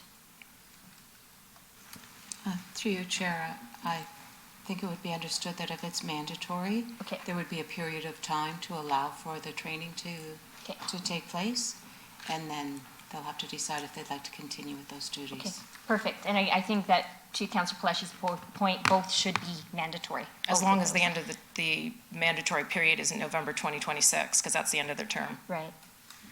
Okay. Okay. It won't be. The clerk said no. Perfect. Councillor Power, your name was on the board. Are you sure? Okay. So motion moved by Councillor Pleshy as per the screen. All those in favor? Anyone opposed? That motion carries. Thank you, Kathleen, for your important delegation today. The next delegation is 6.8, delegation from Beata Kostka, Brampton resident, regarding recreation center change rooms, and also corresponds to 12.4.1. Beata, are you here in person? Hi there. Welcome to the chamber. You have up to 5 minutes for your delegation. I want to read quickly. Ladies and gentlemen, I'm here to address the pressing concern that has been brought to our attention regarding the safety of our children in relation to the city's projects regarding gender-inclusive change rooms. It's crucial that we carefully consider and prioritize the well-being and security of our young ones in every decision we make, as our only real obligation, regardless of our individual differences, is to provide our children with a better world than the ones we ourselves were given. Public safety is paramount to this obligation. While the concept of gender inclusivity is presented to be rooted in the principles of equality and inclusivity, we must also acknowledge the damage and evidence threat the impositions of these ideologies have inevitably and could only ever result in, especially when it comes to the most vulnerable in our society, such as our children. It is our responsibility as a community to ensure, without exception, that our kids are safe from harm. Over a year ago, I reached out to all of you via email to share the disturbing incident involving 5 grown men exposing their genitalia in front of my daughter during a single visit. This inappropriate behavior was part of a pattern of ongoing indecent acts that had prompted over 30 complaints at a specific recreation center.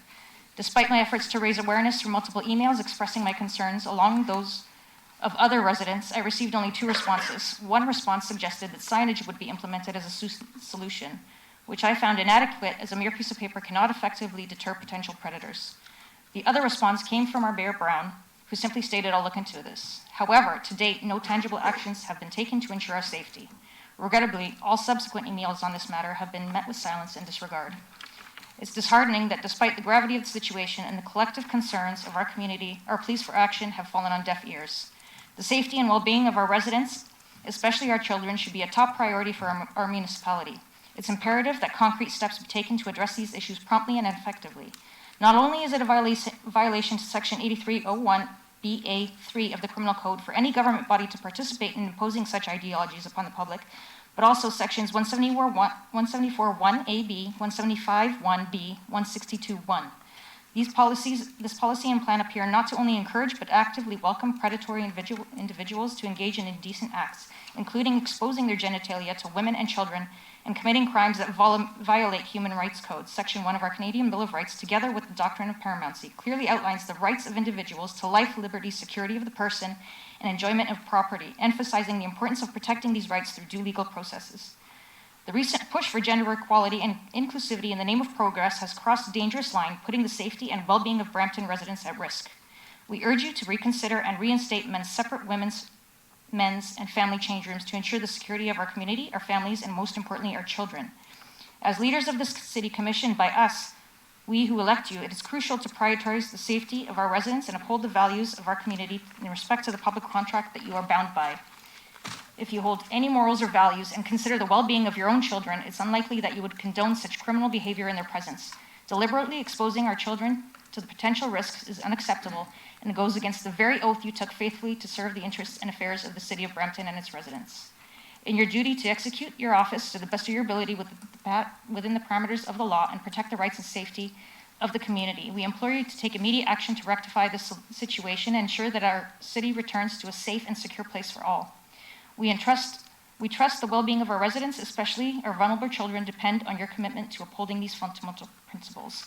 It's shocking and incredibly filled with this. I'm shocked and filled with disbelief that our officials continuously push this idea of ideology, which stems from two of the most prolific sex offenders of our time, namely John Money and Albert Kinsley.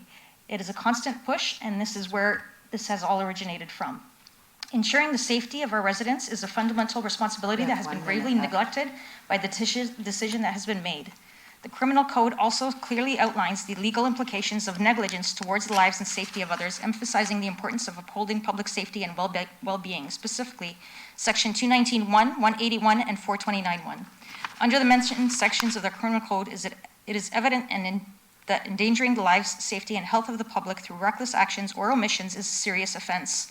As our elected representatives, you are accountable for the consequences of the decisions made, both in your public and individual capacity, especially when they result in harms to the community. Ignorance is no excuse to break the law.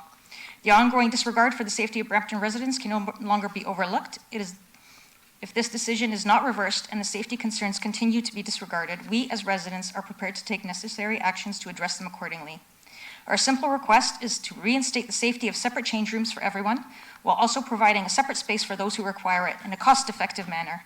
It is possible to promote inclusivity without compromising the safety and comfort of all individuals. Thanks for your delegation. I'm happy to receive the delegation. Councillor Santos to move to receive the delegation. All in favor, anyone opposed, that carries. Thanks, Beata. I have to go backwards now because I skipped over 6.7. Delegation 6.7, concerns regarding the Emerald Energy from Waste Incorporated expansion. We have 3 folks who are delegating on that matter, from Steve Kirby, Brampton Environmental Alliance, and Julian Russell, Sierra Peel. Liz Brennian, founder of Ontario Zero Waste Coalition, and Emily Alfred, Waste Campaigner, Toronto Environmental Alliance, and Amisha Morjani, Brampton Environmental Alliance. So first up is Stephen Kirby and Julian. You're here in person, great. The clock is to my left in the corner. Don't rush, don't worry, it won't start until you start speaking. It's good because I don't move as fast as I used to.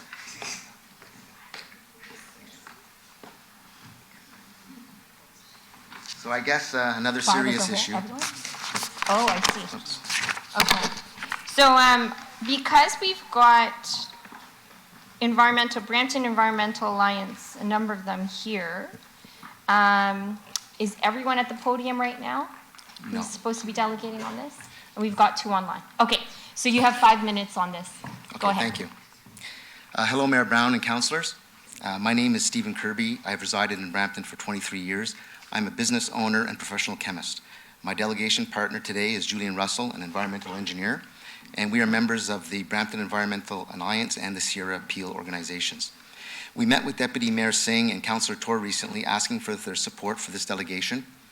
We are reaching out to you today requesting your help to stop the Emerald Energy from Waste expansion. Emerald Energy from Waste is a privately owned waste incinerator located on the border between Brampton and Mississauga at Bramley Road and the 407.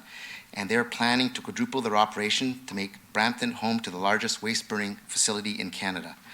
This proposed expansion has flown under the radar with very few citizens even aware this is happening. The volume of garbage expected to be burned is 900,000 tons per year, equivalent to 30% of Ontario's waste.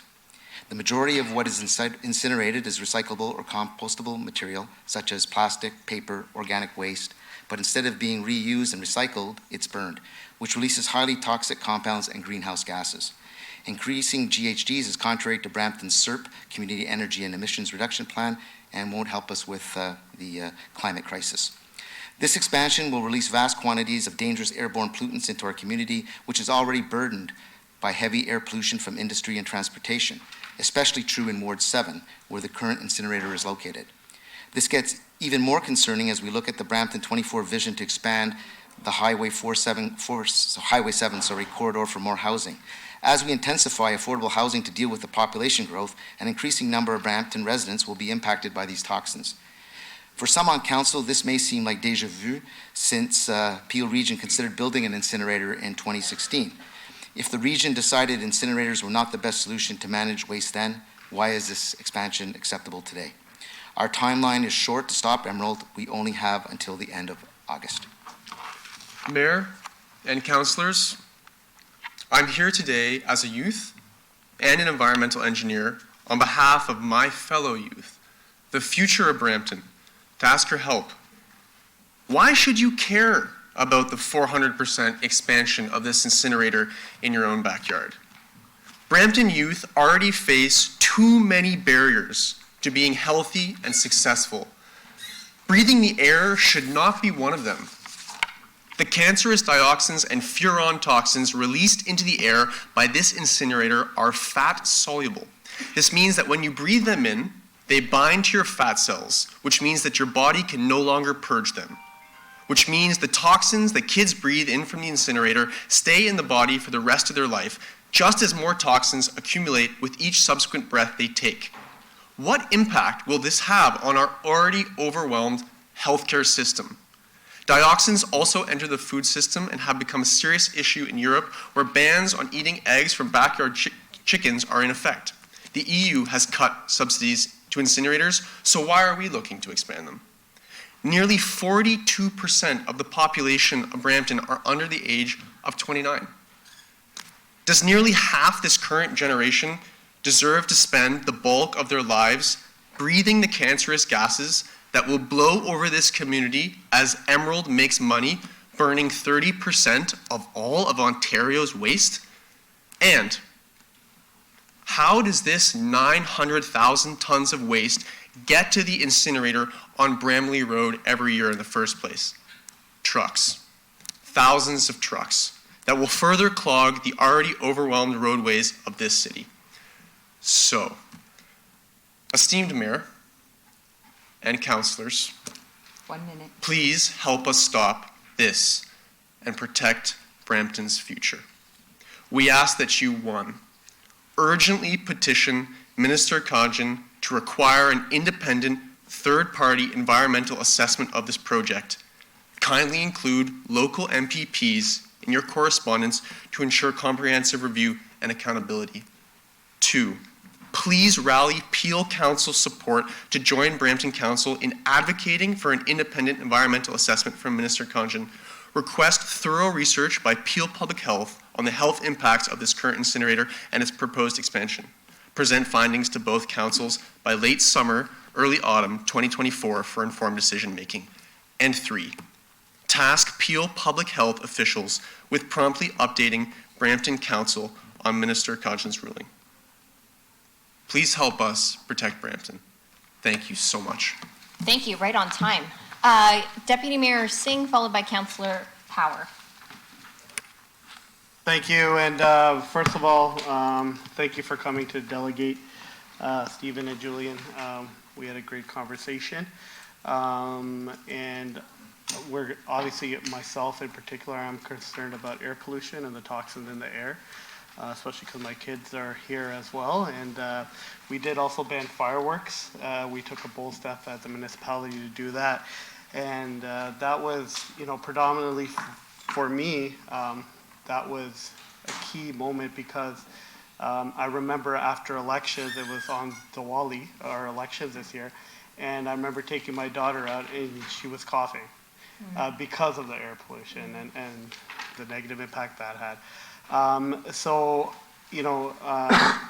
It's important that we look at air pollution, especially we are a logistics hub. We have the intermodals here. And so I would just ask that we send this to staff, our staff, to look at. Keeping in mind they're not experts in this, but I'll send it to our GR team so they could talk with their PL regional partners, provincial partners, and then we can move forward accordingly on that. But I want to thank you for coming out. I know we've worked on other environmental issues, and it's important that we really take sustainability serious here. We have declared a climate change emergency as well. And air pollution is something I always think about that we need to get more serious about anyway. So I'll just put a referral on back to staff to look into this, and they'll probably reach out to you as well. Thank you. Receive all the delegations and referral of all of them? Yeah, all together. Oh, is everybody gonna delegate into? Yeah. Oh, okay. So I'll put the referral after all the delegations. We have 2 subject matter experts speaking as well. Okay, perfect. So it's not just us scientists, you get more. Okay, thank you. Yeah. Thank you. Councillor Power. Thank you, Madam Chair. Just a quick question, guys. Emerald had done 2 open houses here at City Hall. Did you attend those? I found out about this in the Brampton Guardian, so I attended the 4th open house. And I also attended the recent Public Liaison Committee, and I attempted to raise some of our issues, and it was not warmly received. Right, okay. Also, there were extremely few residents actually attending those open houses, which I found really alarming, that probably 90% of the attendance was staff and consultants hired by Emerald, and no actual people who are actually affected by this were really there. I'm more interested in having somebody attend those that can actually speak the opposition to Emerald. Well, to be fair and honest, how many residents understand environmental concerns, right? So when you bring it up and you say that kind of stuff, do they attend those types of sessions, or just assume that it's just part of what's going to go on in life? So it's important that we attend those sessions, or you guys attend those sessions. And also from a public health perspective, the environment's one thing, but we're looking at a marginalized population that's already experiencing health inequities, and this is really going to contribute to that. Thank you, Councillor Power. Our next delegation is Liz. Right, so we have a motion already to refer the delegations over to staff for consideration. I will ask, because the delegates are already listed, if they still wish to delegate, considering this is already going to be referred for consideration by staff. So I'll just very quickly go through the list. Is Liz here? In person? She's online. She's online. So Liz, are you, do you still wish to delegate, or are you good with the referral to staff? Okay, so if you still want to do that, Liz, if you could just, because the previous delegation shared a lot of information already, if you don't mind sticking to new information or new statistics or whatever for staff to consider, so that we're not reiterating the same thing over and over again. Yes, okay. Okay, perfect. Thank you, Liz. Go ahead. So mayor and members of Brampton City Council, thank you for allowing me to speak in support of Sierra Peel and its concerns about the proposed expansion of the Emerald Incinerator in Brampton. As you heard, my name is Liz Binion. I'm the founder of the Ontario Zero Waste Coalition. OSWAC was founded in 2008 after I led a successful effort in Halton Region to defeat large-scale an incinerator project. And after defeating the Halton incinerator, I helped citizens groups in 8 other municipalities defeat incinerator proposals. OSWAC promotes practical solutions to reducing waste, better industrial design, plastics reduction, producer responsibility, organics, composting, textile recycling, materials reuse, and other methods that are effective alternatives to burn or bury. I was also part of a stakeholder group formed by the Ministry of the Environment as they drafted the Waste Free Ontario Act, which led to the enabling legislation, the Resource Recovery and Circular Economy Act, that's slowly changing the way that waste is managed in the province. As well, I'm a member of the Executive Committee of the Canadian Zero Waste Coalition, which is a pan-Canadian collective of groups dedicated to helping Canada reach its goals to decrease waste through the adoption of zero waste policies and practices. Just on the face of it, the proposal to quadruple the size of one of the largest sources of emissions in Brampton in an airshed that's already been deemed highly compromised is ludicrous. Even with state-of-the-art emissions controls, there is no way to protect the area's present and future citizens from the effects of dioxins, furans, mercury, arsenic, and the multitude of other carcinogenic and persistent emissions from this garbage burner. I understand that the area around the incinerator has been designated for intensification, and if the Emerald expansion proceeds, it will put hundreds of thousands more of your citizens and members of neighboring communities at risk. Incinerators are not a solution for the waste, and here's a few reasons why. A solution to waste cannot be something that depends on the large-scale generation of waste. Incinerators are expensive to build and very costly to maintain, and for that reason they become giant maws that must be fed, with the result that they discourage programs that would reduce and divert waste. Incinerators do not eliminate the need for landfill. The extremely toxic fly ash is usually buried in specially built hazardous waste dumps, and the bottom ash usually goes to landfill. And incinerators produce a lot of ash. Emerald itself has reported that 36% of the tonnage that goes into the incinerator comes out as ash, with 2% being highly toxic fly ash. It's important to note that the much lauded and very expensive so-called improved emissions controls only trap and transfer what used to be airborne emissions to fly ash that is landfilled. Toxics transferred to land rather than air is not no emissions or even less emissions. It's also important to note that no one is monitoring the very fine particulate matter that escapes all emissions controls and is the most dangerous types of emissions for people, because it's small enough that it can infiltrate from our lungs to our blood, carrying its toxic payloads to all areas of the body. Current emissions monitoring is inadequate to protect the public and the environment. Only a handful of pollutants are monitored continuously at the stack in real time. Most of the pollutants, including the most toxic ones, are monitored at the stack less than 1% of the operating time during pre-arranged stack tests, and some toxic pollutants are not monitored at all. Furthermore, annual compliance stack tests are conducted under steady-state operating conditions, but it is well known that much higher emissions of pollutants can occur during upset conditions such as startups and shutdowns. As Durham reports have shown, emissions for pollutants are many times higher than estimates based on the snapshot stack test results. One of the nails in the coffin of the very first incinerator I fought in Halton was that the Chief Medical Officer of Health for the region ordered a peer review of the health impacts from the incinerator's business case. It showed the emissions would have significant adverse health impacts on residents. In concern for the health of Brampton's current and future citizens, I ask the members of this council to please do what you can at the provincial level to stop this proposal. It's not fair to the citizens of this community, and indeed for this local council, to have a project like this imposed on them with no ability to have a say. Please make your voices heard. Thank you. Thank you. And next we have Emily Alfred. Emily Alfred, do you still wish to delegate? I do. Thank you very much. Okay. I sent some slides in advance, I believe. There we go. Great. Thank you very much. Okay, so I'll keep it brief because I appreciate that there have been many other people who have been speaking today about these serious concerns. So my name is Emily Alfred. I'm the senior campaigner for the Toronto Environmental Alliance. Next slide, please. We are an environmental, nonprofit, nonpartisan organization, and we have been working to build a greener and healthier city for more than 35 years. We have supporters from across the GTA. Our one key area of focus is on zero waste. That includes policy and programs at the municipal level, but also advocacy on waste policy at the provincial and federal levels.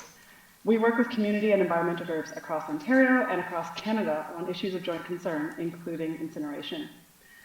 Recently, we worked with Environmental Defence Canada and a number of other environmental and community groups, including those here today, to provide a detailed response outlining our concerns with the incinerator. This was submitted to Emerald in response to the environmental screening report that they produced.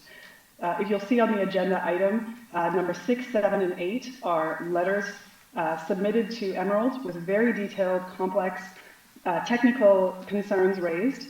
So in response to the question raised by the previous council member about having technical expertise to respond to Emerald, as well as a letter sent to the Minister of the Environment, Conservation and Parks, and a copy of a petition that was sent by more than 700 residents sharing these concerns.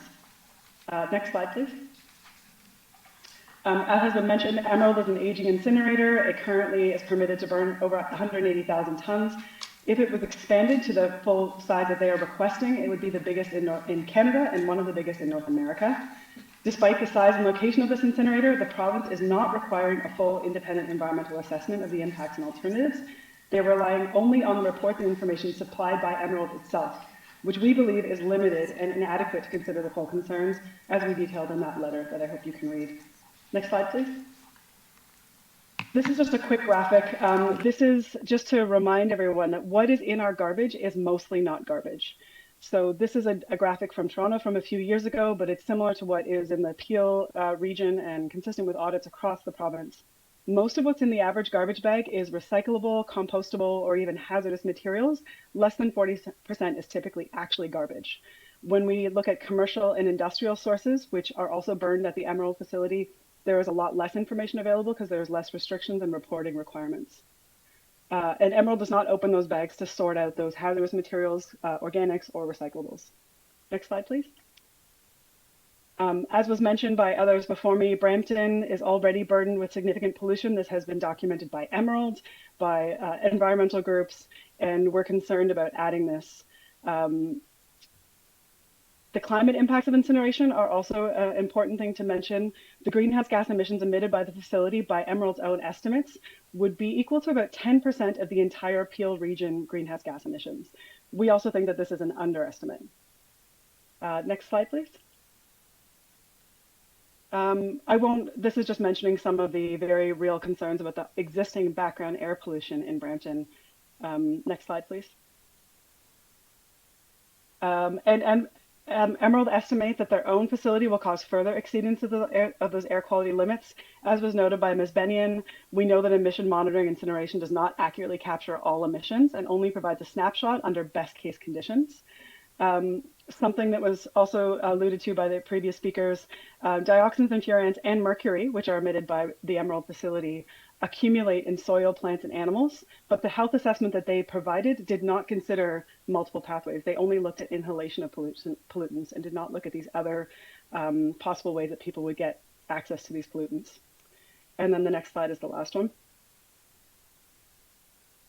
Just as has been mentioned again, Emerald estimates that their own facility, just to jump ahead, incineration is the most expensive way to deal with energy, or to make energy and deal with waste. There are better ways to manage waste that can create more jobs and protect the environment. We urge this council to do what you can to protect your community and make your concerns clear to the province. I'll stop there. Thanks. Thanks so much for your delegation, Emily. Our next delegation is from Amisha Murjani, Brampton Environmental Alliance. Hi, Amisha. Good to see you. Nice to see you as well. Yeah. Good morning, everyone. I'm here. I'm going to keep this very brief. I know that this is going to be referred to staff, but I just want to read out something that I wrote down. I'm here in the capacity of the Brampton Environmental Alliance. I'm also a local Brampton resident, a local Brampton business owner, and a mother, and I'm here in all four capacities. I just want to read out a little bit here.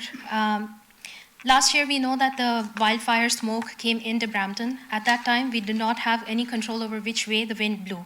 What we do have control over right now is preventing the burning of waste of all Canadians in our own front yard. I call this front yard because Brampton is Canada's fastest growing city. So this location is no longer in our backyard, tucked away from out of sight. As a business owner, I do not have free rein to allow pollutants to poison my surroundings or my customers. So why should another business be allowed to do so? Mayor Brown recently posted a video about the GTA's first X-ray scanner to combat auto theft. That video shows the influence the mayor has on those who can make those decisions when they fall outside of the municipal purview. It shows that you, council members, have the connections to get the relevant ministries to take the appropriate actions for all Bramptonians. This year we celebrate Brampton's 50th birthday. I ask you, esteemed mayor and council members, will you let this momentous year be known as the year we allowed more toxicity into our lives? Or will you support us in making sure that our families breathe in clean air and have access to poison-free food and water? Thank you. Thank you so much. I believe our next delegation is from Sylvia Roberts, Brampton resident, and I think, Sylvia, you're online. Go ahead. Hello, can you hear me? Hello, can you hear me? We can hear you. Okay, thank you. So I wanted to bring up some of the issues for why this expansion is being proposed in the first place. The province of Ontario is rapidly running out of landfill space. I believe it's currently estimated at 9 years. 3 years ago, it was estimated at 12 years. The provincial government has made it effectively impossible to open new landfill since. Approximately a third of Ontario's landfill waste is going to Michigan, a state where the governor ran on a platform that included banning waste from Ontario. If that were to happen, Ontario is effectively out of solutions. I do support a major effort to increase recycling in Brampton and across Ontario. But the issue is the timescales we're talking about are much too short to be able to before we run out of landfill capacity. And so it's important for council to understand why this is being proposed and what are some of the implications if it doesn't. The city is going, I believe, waste management is included under things that are being evaluated for downloading to the lower tier municipalities in Peel. And I think it would be great if the city has a strong proposal to reduce the amount that is going to landfill. But we're just one city, and the reality is if an election was called tomorrow and somehow the Green Party ran and won a majority government, even they would have extreme difficulty in managing the transition before the landfill capacity in Ontario ran out. And so I just want council to be mindful of that. Thank you. That's my delegation. Thanks so much, Sylvia. Deputy Mayor Singh, your motion. Yep.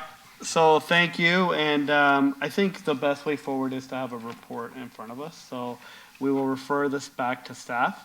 I would also ask the delegates to delegate at the Region of Peel for sure. And because more and more as I see the presentations, the waste management, public health, it's mostly a regional. It's in their jurisdiction, and many of my peers here sit on the region as well, and they'll be more than happy to look into it there. But I'm more than happy to refer this back, and thank you for coming out. I think it's very important. So referral motion from Deputy Mayor Singh. All in favor? Anyone opposed? And that motion carries. Madam Clerk, I know that there are 4 of us here in person. Just if we can check quorum online. I don't want to lose quorum. Okay, great. We're okay? Excellent. So our next delegation is 6.9 from Venora Spreen and Matthew Simatas, past presidents of the Rotary Club of Brampton, regarding the reallocation of funding for the Rotary Club Global Eats Local Beats event in September of 2024. Good to see you. And The clock is behind me. You have up to 5 minutes. Great, thank you. It's really good to be here. Good morning, and I hope we lighten up a little bit of the discussion here today. It's been pretty heavy so far.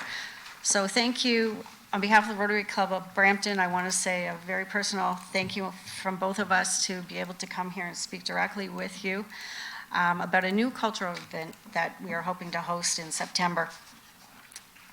As you said, my colleague Matt and I, Venora, both are past presidents of the Rotary Club of Brampton, and we are co-chairs for this event, or for this project. For those of you that may not be familiar with the Rotary Club of Brampton, we are the first and largest of 5 Rotary clubs in the city, and we've called Brampton home since 1940. Our club has a rich history in community giving, and our guiding principle of service above self has enabled our club to help people and charities in Brampton and Peel for 84 years and counting. We have supported a variety of good causes, from local food banks such as the Knights Table and Regeneration, to supporting larger community services such as Bethel Hospice, Erin Oak Kids, Salvation Army, and William Osler Hospitals. Well, we can only do this with your continued help and support of the City of Brampton, and that's why we're here today. As you're aware, our annual Rotary Club of Brampton Ribbon Roll was unable to commence this year due to the upgrading activities at Gage Park. Although we tried, we were unable to secure another location for this event and have had to postpone the event until next year, May of 2025. We've heard from so many residents asking what happened to Ribbon Roll, is the Ribbon Roll coming back? If so, when? Next year? And why aren't we having the Ribbon Roll? Not wanting to disappoint the event faithful, who have collectively, over a 3-day event and weekend, number over 30,000 people. We're hoping to start a companion event to the Ribbon Roll called the Rotary Club of Brampton Global Eats and Local Beats, to take place in September of this year. This event will bring together vastly different cultures of what makes Brampton so unique and bring everyone together with different foods and music for a 2-day festival. With a partnership with Rogers Communication and the support from councillors in the City of Brampton, we can make this event a reality and not only bring the 4 corners of Brampton together, but the funds raised for this event go right back into Brampton's community and help those families in need. So the proposed location would be in the Rogers Communication campus on Dixie Road, which is just north of Orenda. It's a completely different space than our usual and favorite space, Gage Park, but we're hoping that the venue change will help us attract a new crowd on the other side of town. This location allows for plenty of parking, access to bus routes for both Dixie and Orenda roads, and a quick 10-minute walk to the Bramley bus terminal if it's required. As well, this location allows for additional food vendors, washroom facilities, as well as a stage area. And let's not forget our Ribbon Roll Family Fun Day of Sunday. With the additional space, we're proposing a midway and larger kids zone and family area for families to sit and enjoy food and music together. Our fenced-in bar area will also allow those that wish to come to sit and enjoy a cold beer or beverage while listening to great local bands and enjoying some wonderfully diverse offerings of food. Rogers Communications has graciously donated the area for the event, as well as their social media team to aid with marketing, something our club welcomes. With Ribbon Roll and over 25 years of name brand recognition, our new event will need some fresh and innovative social media work to ensure everyone in the Greater Toronto Area hears about this exciting weekend. And this is where we need the partnership from the City of Brampton. This event is not replacing the Ribbon Roll that takes place annually in May, but will be an additional event for our community to enjoy at the end of the summer. With some good fortune and some good planning, families will have another event to enjoy a great time outdoors before it turns cold. We're asking for the city to reallocate the funds that the Ribbon Roll would have received this year, $65,000, to put towards this new event. These funds will be used for staging, security, police presence at the event all weekend, basically the same things that we would use it for at the Ribbon Roll. This new venue deserves a new event, one that will bring our community together and encourage a more diverse audience to attend. And out of this new idea comes the Rotary Club of Brampton Global Eats and Local Beats. Thank you. Thank you. Thanks for your delegation, Mayor Brown. Okay, and you're right, that ribbon roll was a great event and a great way to support the hospital. You know, when the city made that sponsorship, we looked at it as essentially another donation to the hospital, because usually the funds that would be given to Rotary would be close to or in excess of the sponsorship to the hospital.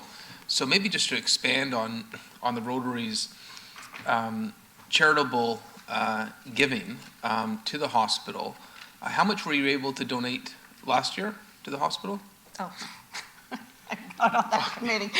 Over and above the $500,000 that we've donated over the last couple of years, this event, if memory serves me correct, and I hope it does, it was over $45,000.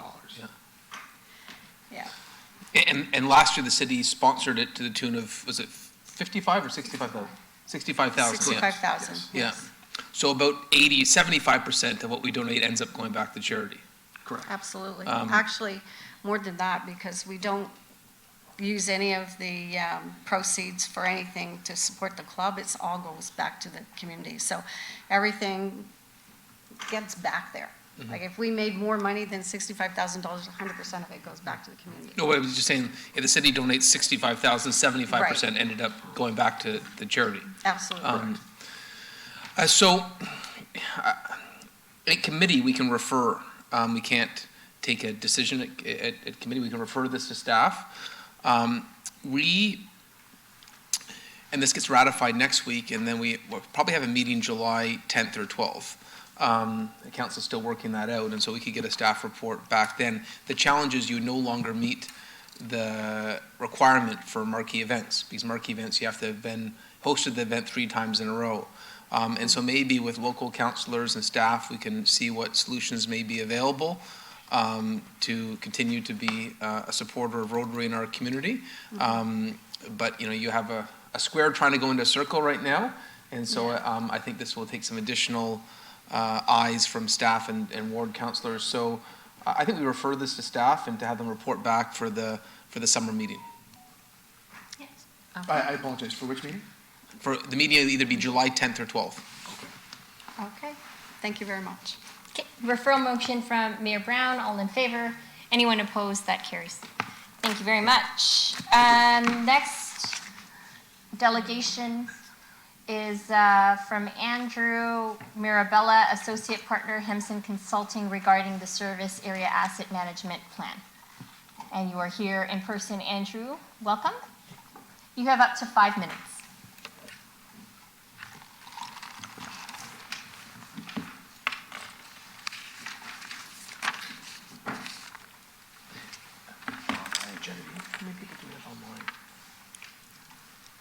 All right, good morning, members, council, and chair, and the mayor.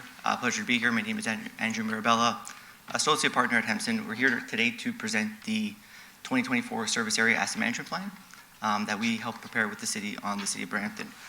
If we go to the next slide, just to go over a couple things in terms of our regulatory requirement and why we were retained to do this work.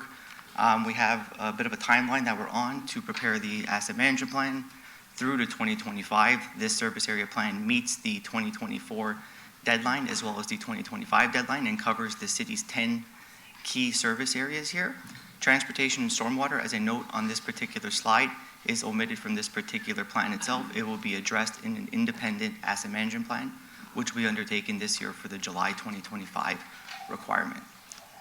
If we go to the next slide, just to provide some context in terms of the structure itself, the report is quite lengthy. It's about 300 pages, covers 6 key different sections here. Within each of the different sections, you will have independent appendices related to each of the individual service areas to which this plan relates.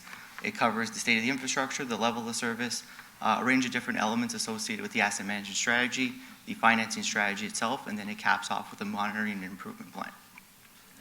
If we go to the next slide, just to kind of go over quickly the maturity level of the city's corporate asset management office and the plan itself. Current overall maturity level of where we are today is intermediate. We've progressed considerably since this project at the outset of it when we started last year. There is some room in terms of our target score of where we want to go on each of the individual categorizations itself. The goal is to move to an advanced state within the next 5 years, and the city is well on track in order to do that as we move forward and progress through the legislative requirements. If we go to the next slide, just to touch a little bit upon the state of the local infrastructure, one of the key elements of the plan. This is also based on the regular SOLI reports which come forward to council every year. The overall valuation of the city's infrastructure is estimated at about $9 billion, most of which from what we see here is related to your transportation services infrastructure. And the condition of the overall assets themselves are in good condition, largely attributable to, one, the asset management practices that have been in place, two, being the relatively new age of the infrastructure itself, in combination of those existing practices. There are some elements within the assets which are in poor to very poor condition, which are currently being addressed and reviewed as part of your regular ongoing budget approval process. If we go to the next slide, just to kind of go over the existing total needs analysis that we've identified in our plan. Over the next 10 years, there's an existing spending requirement of about $5.3 billion. We see on the pie graph on the left breaks down the needs on an annual basis by the different life cycle types. Maintenance activities, replacement, renewal, and a very minor share for non-infrastructure solutions. The pie on the right breaks down those total 10-year needs by service area, distributing that $5.3 billion in needs between the different asset categories. Transportation infrastructure, transit infrastructure, not surprisingly representing the bulk of where the investments are required and continue to be needed over the planning period in order to make sure that those continue to remain safe. If we go to the next slide, just to kind of put that into context in terms of what we call as the financing strategy element of the plan and the infrastructure gap elements itself. As identified in the previous slide, we have a total expenditure need of about $5.3 billion. Over that period, we've identified revenues of about $4.5 million. With some projected growth revenues, leaves us with an unfunded gap of about $334 million over the 10-year period. This is the intention to represent what needs to be funded in order to kind of manage the infrastructure, manage the assets as we have, and that's obviously to kind of maintain our existing level of service that we have identified here today. So if we go to the next slide, just in terms of some approaches to closing the gap and what we've assumed here as part of our financing strategy, recognizing that there's both quantitative and qualitative areas that you can address your gap on, primarily maintaining the infrastructure levies that are currently in place, the 2% levy for your general infrastructure and your 1% transit levy, but there's also an element about improved data quality, level of service requirements, and risk tolerance that we need to address going forward here. If we go to the next slide, just to cap off with my last 10 seconds, there is a July 1st, 2025 requirement, which is really the next step here, which will be the stormwater A&P and the transportation A&P, which will also be supplemented with annual state of the local infrastructure report cards. That is as fast as I can summarize 300 pages in 5 minutes. So. Thanks so much for the delegation. Vince, oh, you have anything? I was going to introduce him, but I don't need to. Okay, no, we're good. I think we're good. So I don't see any questions online or in person regarding this. So motion from Councillor Power to receive the delegation. All in favor? Anyone opposed? That carries. Thank you so much. The next delegation is an added delegation from Deputy Mayor Singh, or hang on, where are we? Added delegation from Councillor Power regarding the request to waive rental fees for a yoga event. Is that 6 point, or where am I? I'm sorry, I'm looking at the screen. I'm looking at the screen, so I don't know what's on. Yeah, so 6.11 is the yoga event. Yes. And that's added by Councillor Power. We've got Bhavik Parekh and Rajiv Suri, directors of OVBI Canada, request to waive rental fees for yoga event June 23rd at Ken Willen Square. How are you? Very good. You have up to 5 minutes. Thank you so much. Good morning, everyone. So the International Yoga Day 2024, the theme is Yoga for Self and Society. This particular day is actually announced by the United Nations in 2014, and we wanted to just continue the initiative from that year. From last 7 years, we have been celebrating this festival in City of Brampton. We just wanted to continue that, this year also we should be able to celebrate and spread the message of mindfulness and well-being techniques here. Art of Living, which is actually world's largest non-for-profit organization. It is present in over 150 countries in the world and has touched the life of millions of people. And the organization focuses towards the stress relief and non-violence and peace. With the partnership of Art of Living, as OVBI Canada would like to do this event at City of Brampton, we were trying to actually establish and reserve the space in Getch Park, but we could not do it this year for whatever the construction is in progress. So we would like to put a proposal in front of City that if City can allow us to do this celebration at the Canville Square. Thank you very much. Thank you. A couple of questions, Councillor Power, followed by Mayor Brown. Thank you, Madam Chair. Pavik, the city has provided or supported this event in past years, and I know last year it was at Rosalie Park, and it was a massive success. And the Art of Living has done an abundance of great community work within the city of Brampton. So I know the mayor is going to speak as well in support of it, but I do have a motion for council today in regards to the waiving of the fees, and I'll let the mayor speak first, and then we'll go through the motion. Mayor Brown? Yeah, this is coming up pretty soon, June 23rd, so procedurally to the clerk. We want to do the same thing we've done last year, which was waive the rental fees. Last year was Rosalie Park. We had a great event, great turnout, beautiful weather, and I was proud to attend. We've had this function in different parts of the city for as long as I've been mayor, and this is recognized as a United Nations designated day, and I know it's one that's well received in the community. And so the rental fees is very minor for this year. It's happening at Kenmullen Square. So I don't believe we even charged. Do we even charge rental fees? I guess we did when they had the they're very minor rental fees. So I'm sure council could accommodate this, and we're eager to support this again. Thank you for being such a leader on making sure we have this day in the city. And let's get the word out. I wonder if we could also, knowing that time is short, I look to Jason Tamming. He grimaces when I bring him into something from corporate communications. Can we get it up on the screen? Maybe get some social media to push this out too, so that the screen at Garden Square and just a few posts that Yoga Day is coming up. I think this would be a great event. Let's get the word out and get an even better turnout. Much appreciated. Yeah. And this year I've been promised. Councillor Santos says she knows how to do the downward dog, but Councillor Power tells me this year he's going to master it. So I don't want to miss that. I don't want the event to not be able to happen. To give everyone an opportunity to let him showcase his yoga skills. Great, thank you. Thank you so very much. Thank you. 1 second.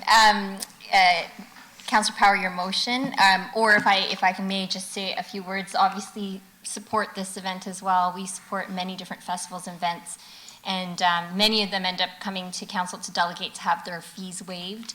And I know that sometimes it looks very nominal for the fees to be waived, and we support the waiving of the fees every single year. Staff is working on a report that is going to tally up all the waiving of fees that we do for everyone, because a few $1,000s here and there adds up certainly at the end, and I think we need to be more prepared and more proactive in terms of budgeting for all the fees that we're going to be waiving. Sure. But I'm very happy to support Yoga Day. Thank you so much. And hopefully I can make it on Sunday and participate Please with you. do. Thank you. Okay. Much appreciated. Councillor Power, your motion. Real quick, first off, I'm not that flexible, so there won't be any yoga poses for me. Or yoga pants, don't even think about that. I got a period. Probably wouldn't fit. Right? International Yoga Day is actually tomorrow. 21st June. Sorry? 21st June. 21st of June. Yeah. And the city does have a yoga event, but we haven't really publicized it as much. But we did do this very well last year for the Art of Living. Yes. So, they've been our partner every year. Of course. So I won't go through the entire motion. I'll just say, therefore, be it resolved that the City Council hereby grants the OVBI Canada and Art of Living Foundation's requested delegation and waiver of fees for the upcoming yoga event in recognition of the organization's longstanding commitment to enhancing the quality of life of residents and the substantial contribution to the cultural and social fabric of the community. Thank you very much. Councillor Power, I've just been informed by the clerk for us to make it happen for the 23rd. We require 2/3 vote on this, which I'm confident we will get. All those in favor? Anyone opposed? That carries unanimously. Thank you very much. Councillor, just in the motion that we include the corporate communications. Oh, okay. Opportunities to, over the next few days, very limited, but Garden Square is one example. Let people know. Yeah, sure. So I think that was understood when we were talking about it verbally, so the clerk will just update the motion. Madam Clerk, do we need to re-vote or? Yes, we opened it now with the vote, Okay, we can vote again. So, and that corporate communications be undertaken in addition to the original motion from Councillor Power. All those in favor? Anyone opposed? That carries unanimously. Thank you very much. The next added delegation was added from Deputy Mayor Singh regarding Royal Links Drive? Circle, sorry, I can't see. Yeah, regarding Royal Link Circle, added delegation from Deputy Mayor Singh. I don't see any names of the people delegating. Are they here in this room? Okay. And sir, before you begin speaking, we will... Sir, before you begin speaking, we will...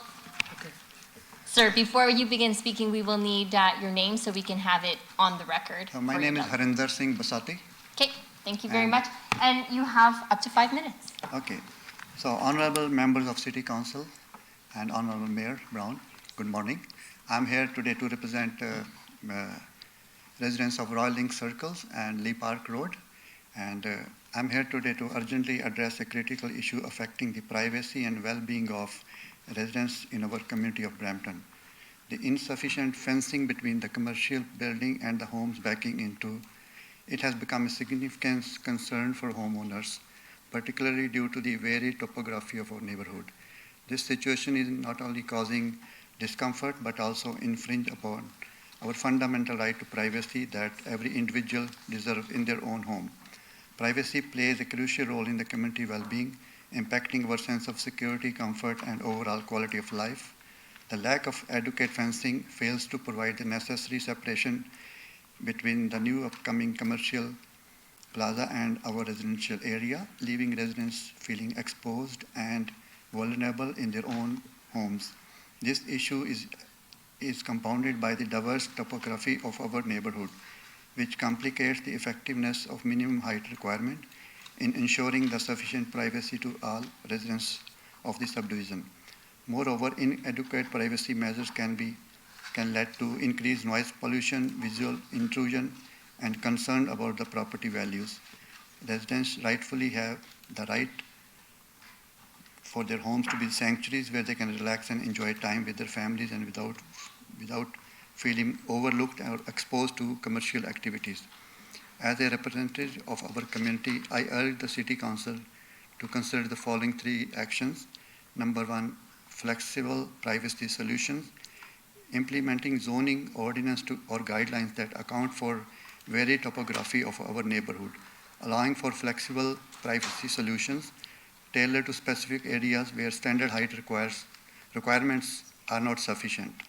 Number 2, enhance screening options, explore the alternatives such as landscaping features, soundproof barriers, or architectural adjustments that effectively mitigate noise and visual intrusion while representing the natural contour of the land. And number 3, which is most important, the community collaboration.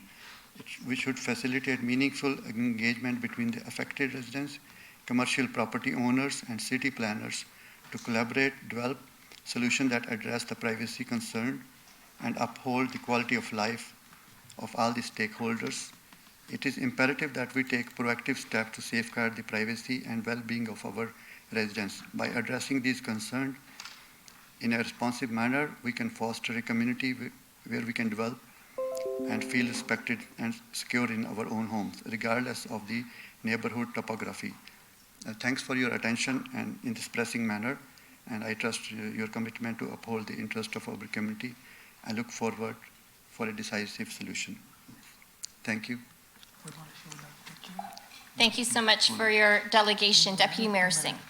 Thank you. I just wanted to thank you for coming out. I We want know. to show the one pictures and. Did you send the picture already? We'll send the picture. No, they don't have it there. They don't have it?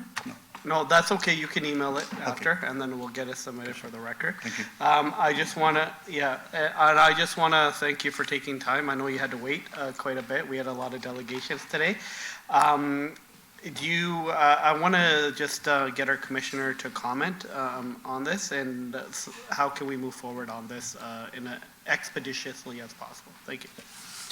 So through the chair, through the deputy mayor Singh, just by way of background, this particular planning application came before planning committee at the public meeting back on July 6th of 2020, so some years ago. 2020? Yes, Okay. and then a recommendation report 2 years later, August 22nd, 2022. Certainly, one can sympathize with the concerns of the delegate, because oftentimes when a public meeting of this kind comes before council, there may not be the details about privacy and noise walls and whatnot. Having said that, staff have worked quite extensively with the community in recent months to come up with some alternatives. What I might suggest could be possible is by way of a briefing note to members of council as to the process staff undertook to come up with alternatives, and then a verbal update at next week's council, and we could receive further direction from council if desired at that point in time. Yeah, because if we have a report, some update in front of us, what existing is there, what our options are there, then we can decide as a council. So that'll be next week on Wednesday, correct? Through the chair, through the deputy mayor Singh, yes, but just for clarification, I was suggesting maybe a briefing note instead of a Yeah, report, that's fine, because I along know with a we're verbal trying to update. speed this up. And would you be able to reach out to the residents as well? Yeah. Through the chair, through the deputy mayor, certainly after receiving any new direction from council next week, we can continue to reach out and collaborate with the residents. Okay, so I'll move that we defer this to council on Wednesday. Okay, so referral motion to Deferral. council. Right, deferral? Referral to council. You're right, I apologize. Deferral, referral, yeah. Referral to, okay, referral back to staff to bring back to council on Wednesday. All those in favor? Anyone opposed? That carries. Thank you. So that concludes all of our delegations for today. Just very quickly, there was, government relations was put into consent, and we are going to breeze through legislative services as well as economic development and corporate services, then break for lunch. So for legislative services, I believe everything has been dealt with or put into consent. Do any members of the public have any questions, or sorry, any members of committee have any questions regarding legislative services?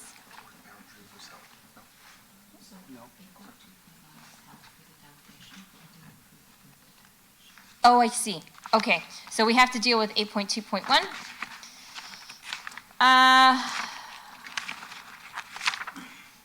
Staff report. Any questions from members of committee regarding the staff report regarding the pilot project driving instruction zones on city property? Councillor Paleshi. Thank you, Madam Chair. Just want to throw the alerts out there. Please be careful. I don't want these inexperienced drivers in our facilities, parking lots, when we have kids walking through them. I just want it, just please be careful. That's all I'm saying. I know it's mentioned in the report. I know that staff's looked into this. It's certain hours. I just want us to be careful. That's all. Thank you. Those are my only comments. Thank you, Madam Chair. Everyone be careful with this new pilot project. I echo that concern. Motion from Councillor Paleshi to receive the staff report. All in favor? Anyone opposed? That motion carries. That brings us now to questions from member of committee. Any questions from member of committee? Seeing none. Public question period. Do any members of the public have any questions regarding legislative services agenda items? Seeing none. Economic development. I believe. Councillor question period? Yes. I didn't hear you. I'm sorry. I'm sorry I didn't hear you. Back to councillor question period. Councillor Paleshi. Thank you, Madam Chair. Just on the ward boundary review update, the population data, really want, I understand that staff's doing a lot of great work in this, and the clerks are going to take this on. I really want to, I've made the comments a few times, budget last time, a couple weeks ago, for the mayor's office and the mayor's budget, to look at the population per ward and the budgets that are allocated to each member of council. I haven't heard anything yet, so if I don't hear something soon, then I'll bring it to council. So if we can start looking at that as well in terms of the ward boundary review and budget requirements, thank you. Thank you, Councillor Paleshi. Back to public question period. No questions from the public. We have I'm not asking anybody to bring it to council yet. Yeah. I'm asking for report. I'm not asking for a report yet. I'm asking for somebody to reach out because I've mentioned it a few times. Okay. Okay, good. It's not for them. It's not their budget. But in terms of the formula we're using, I think we asked them to look at a few different metrics. I saw one email from Steve Ganesh on the metrics we could use. I just want to make sure that those are satisfactory to council. Through the chair, through to Mayor Brown, Councillor Paleshi, if I understand the comment from Councillor Paleshi correctly, he's mentioned this matter a few times, and given that at least last year and this year could be working on a budget through the Strong Mayor's budget, my understanding is that finance staff work with the mayor's office to better inform council as to how their operating budget will be informed by ward population data. Is that through the chair? I could look to Councillor Paleshi for some confirmation of that. Okay, good. So through the chair, through to Mayor Brown, what I might suggest is that the city treasurer work with staff in the mayor's office to fulfill the request from council today. Yes, but just to say, I defer to council on what metrics you want to use, because there's differences around the city. And so just I want to make sure that we have that, what is determined is what council wants. And so I know I've received emails on the different sort of measurements you can use, but has council been consulted on that?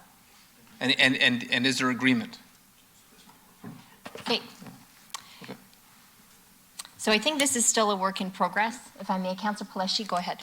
Yeah, thank you. I'm kind of wishing that we held the report now, because the report does talk about the population. The report talks about the population that we have to use and the population that we can't use. You know, I know that you had mentioned that there was somebody that came forward, an organization or a company that came forward and brought massive numbers in the city. We can't use those numbers. We wish we could use those numbers, but we can be challenged if we ever use those numbers. So I think we need to highlight the fact that those are, you know, what we believe are actual numbers, but because they're not from census, and census, should we start throwing the government under the bus? No.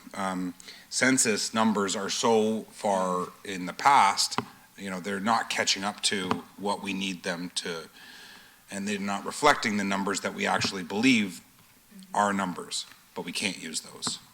Regardless, wards 2 and 6 continue to have the most amount of population in the city of Brampton.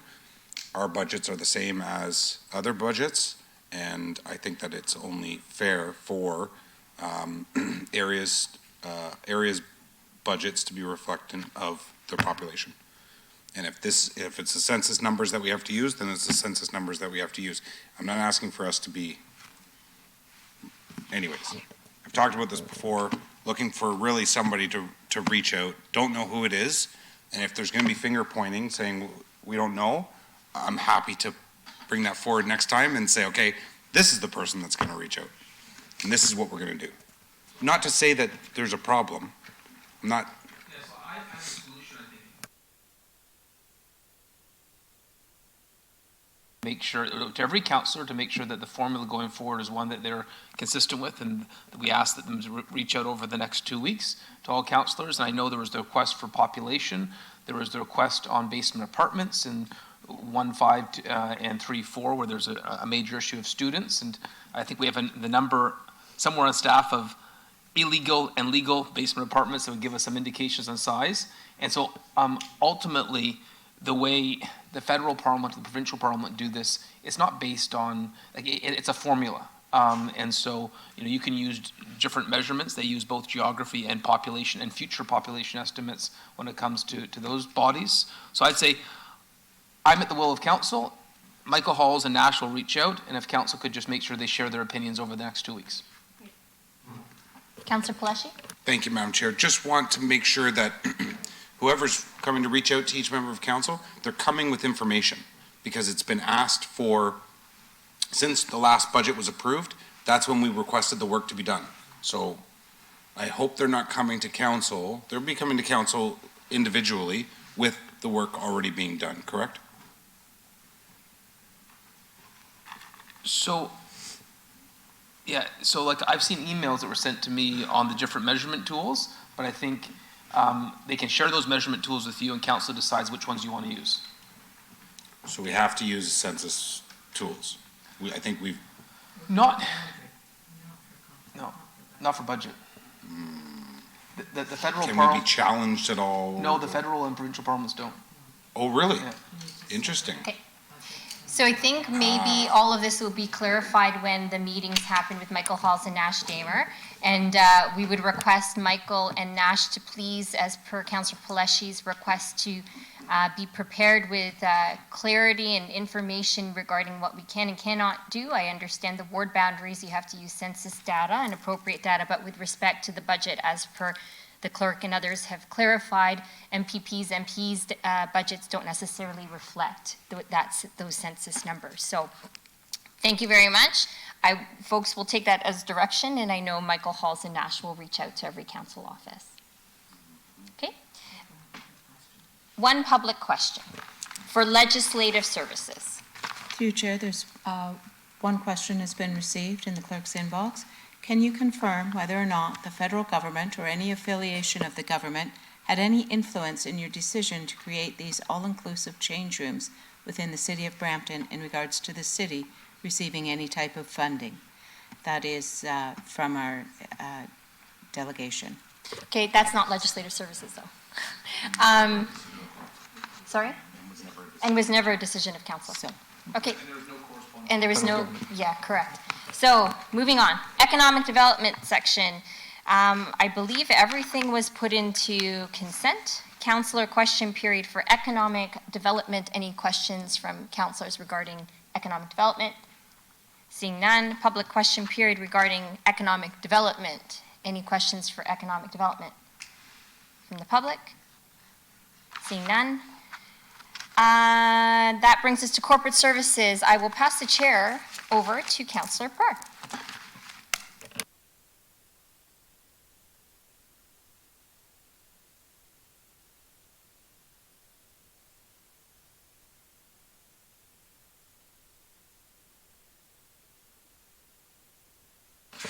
Thank you very much. On to corporate services section. Seeing all reports have been dealt with, so that brings us to our question periods for corporate. Yes, sorry. So we are on to, we have one report, and that is 10.2.1, staff report regarding 2024 service area assets management plan. And do we have anyone holding that? Any delegations?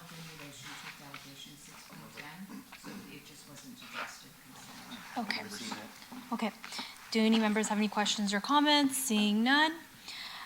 We have a motion moved by Councillor Palashi to receive the presentation, approve the report recommendations. All in favor? Any opposed? Thank you. The motion carries. So that brings us to the questions periods for corporate services section. So do any members have any questions regarding the corporate services section? Seeing none, we'll move on. Now we'll deal with item 9.6, public question period. Madam Clerk, do we have any questions online or in person here? I see no questions from the public at this time. Thank you. Now I will move on to the next section. Okay, so now we're done corporate services. We'll go on for a break, Madam Clerk. And it is 11:49, so we can be. So we can be back by 12:30. Perfect. Thank you. Motion carries. Let's do one. So we're going to continue with public works? You want to continue? Okay, sorry. Sorry, now we'll move on to our next section and pass it over to Chair Public Works and Engineering section. Thank you. Yeah, ask away. Okay, that will bring us to 11.1.1 staff presentation for proposed site alteration bylaw. Yeah, through the chair, through to you, Councillor Keenan. Just for information, the proposed bylaw basically has been a collective effort between staff from planning, public works and engineering, and legislative services. While the report is fairly self-explanatory about the changes to the alteration bylaw, we do know that members of council often receive calls from members of the public or the industry on earthworks and whatnot, so we thought it would be beneficial for the team led by Alison Reshma just to give a high-level overview of the report by way of this information presentation. So with that, Reshma and Alison, the floor is yours. Thank you, Steve. Good morning, Mayor, members of the council, CLT, staff members, and members of the public. Through the chair, I would like to introduce the new site alteration bylaw along with my colleague Alison Sanders. Next slide, please. On this slide, we present to you a brief overview of the main topics that will be discussed in the presentation today. Next slide, please. So in December 2019, the province of Ontario introduced a new legislation under the Environmental Protection Act called the On-Site and Excess Soil Management Regulation 406/19. The excess soil legislation supports the provincial initiative, A Place to Grow, which supports economic prosperity and also protects the environment at the same time. The legislation has provisions and requirements to ensure the quality and quantity of excess soil generated aligns with the reuse need. While the reuse is promoted, dumping of contaminated soil on clean sites is strictly prohibited.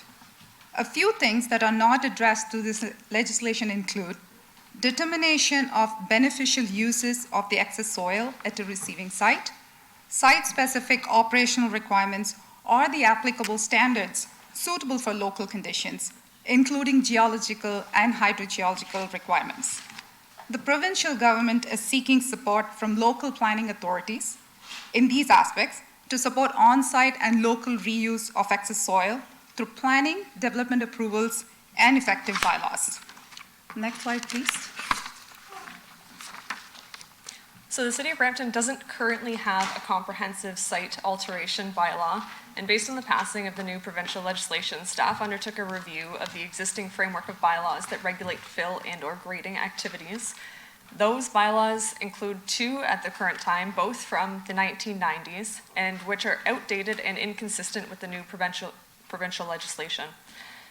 So since the OREG does not determine what beneficial purposes are appropriate in accordance with local land use planning objectives, it's only through municipal bylaws and policies that we can establish more detailed rules to provide clarity with regards to site-specific standards. And it's important because the city's expanding and there's absolutely no construction project that has the perfect amount of dirt. There's either not enough or they require more, which results in the import and export of soil to and from those sites. The proposed site alteration bylaw is also important it's an important instrument to add to regulate some large-scale site alteration activities that are not currently subject to site plan control and that are really outside generally the scope of existing fill and grading permits. Next slide, please. So staff recommend 4 key bylaw recommendations to improve the regulatory framework in place today. Those being the repealing of both the fill and topsoil bylaws, the enactment of the proposed site alteration bylaw, amending the user fees associated with the permit application and renewals, and establishing administrative penalties for the offenses created under the bylaw. Now, the new framework will also help limit adverse impacts on both city infrastructure and the environment, and it'll provide more effective monitoring and enforcement tools to address non-compliant site alterations and the concerns related to them, such as dust, mud tracking, flooding, and dumping. Next slide, please. To quickly summarize the key aspects of this proposed bylaw, landowners' right to perform site alteration has been recognized. However, proper site alteration is key to ensure grading changes do not adversely impact adjacent land use. Emphasis is laid on the requirements of site grading, quality of fill, monitoring, and enforcement mechanism to address non-compliance. The proponent of the site alteration permit application will pay for all applicable costs, which means permitting, oversight, and enforcement costs can be recovered through fees and financial assurances. Site alteration is prohibited in environmentally sensitive and significant areas under this bylaw. This bylaw will establish the required mechanism to support enforcement which staff lacked in previously. Next slide, please. This bylaw will allow us to align with conservation authorities' shared objectives for environmental protection and public safety. Current bylaw does not apply to lands designated under the Conservation Act. As Section 142(8) of the Municipal Act was repealed in 2017, municipal jurisdiction has now extended into areas which were previously under the singular authority of the conservation authorities. This bylaw allows us to collaborate with the conservation authorities by functioning as partners and complementing each other's role in effective fill management. For example, we can coordinate resources to ensure and enforce illegally placed fill within the regulated areas such as floodplains and watercourses. Next slide, please. So there are 3 types of permit under this bylaw, which are based on the cumulative quantity of excess soil generated and also the project type. The 3 permits include small scale, large scale, and permits for projects with a planning status, such as site plans and subdivisions. Certain activities like minor landscaping that do not interfere with existing drainage patterns are exempt under this bylaw. Next slide, please. So I would like to quickly go over the key aspects of large-scale site alteration permit, which is a new category being introduced through this bylaw, while the other types of permits have always existed. A project that involves removal of soil more than 1,000 cubic meters in quantity and more than a hectare of site alteration area without a planning status will qualify as large-scale site alteration. Typically, such projects operate for several years, generate noise, dust, and heavy traffic, causing short-term and long-term disturbances to neighboring properties, along with the potential of impacting future land use.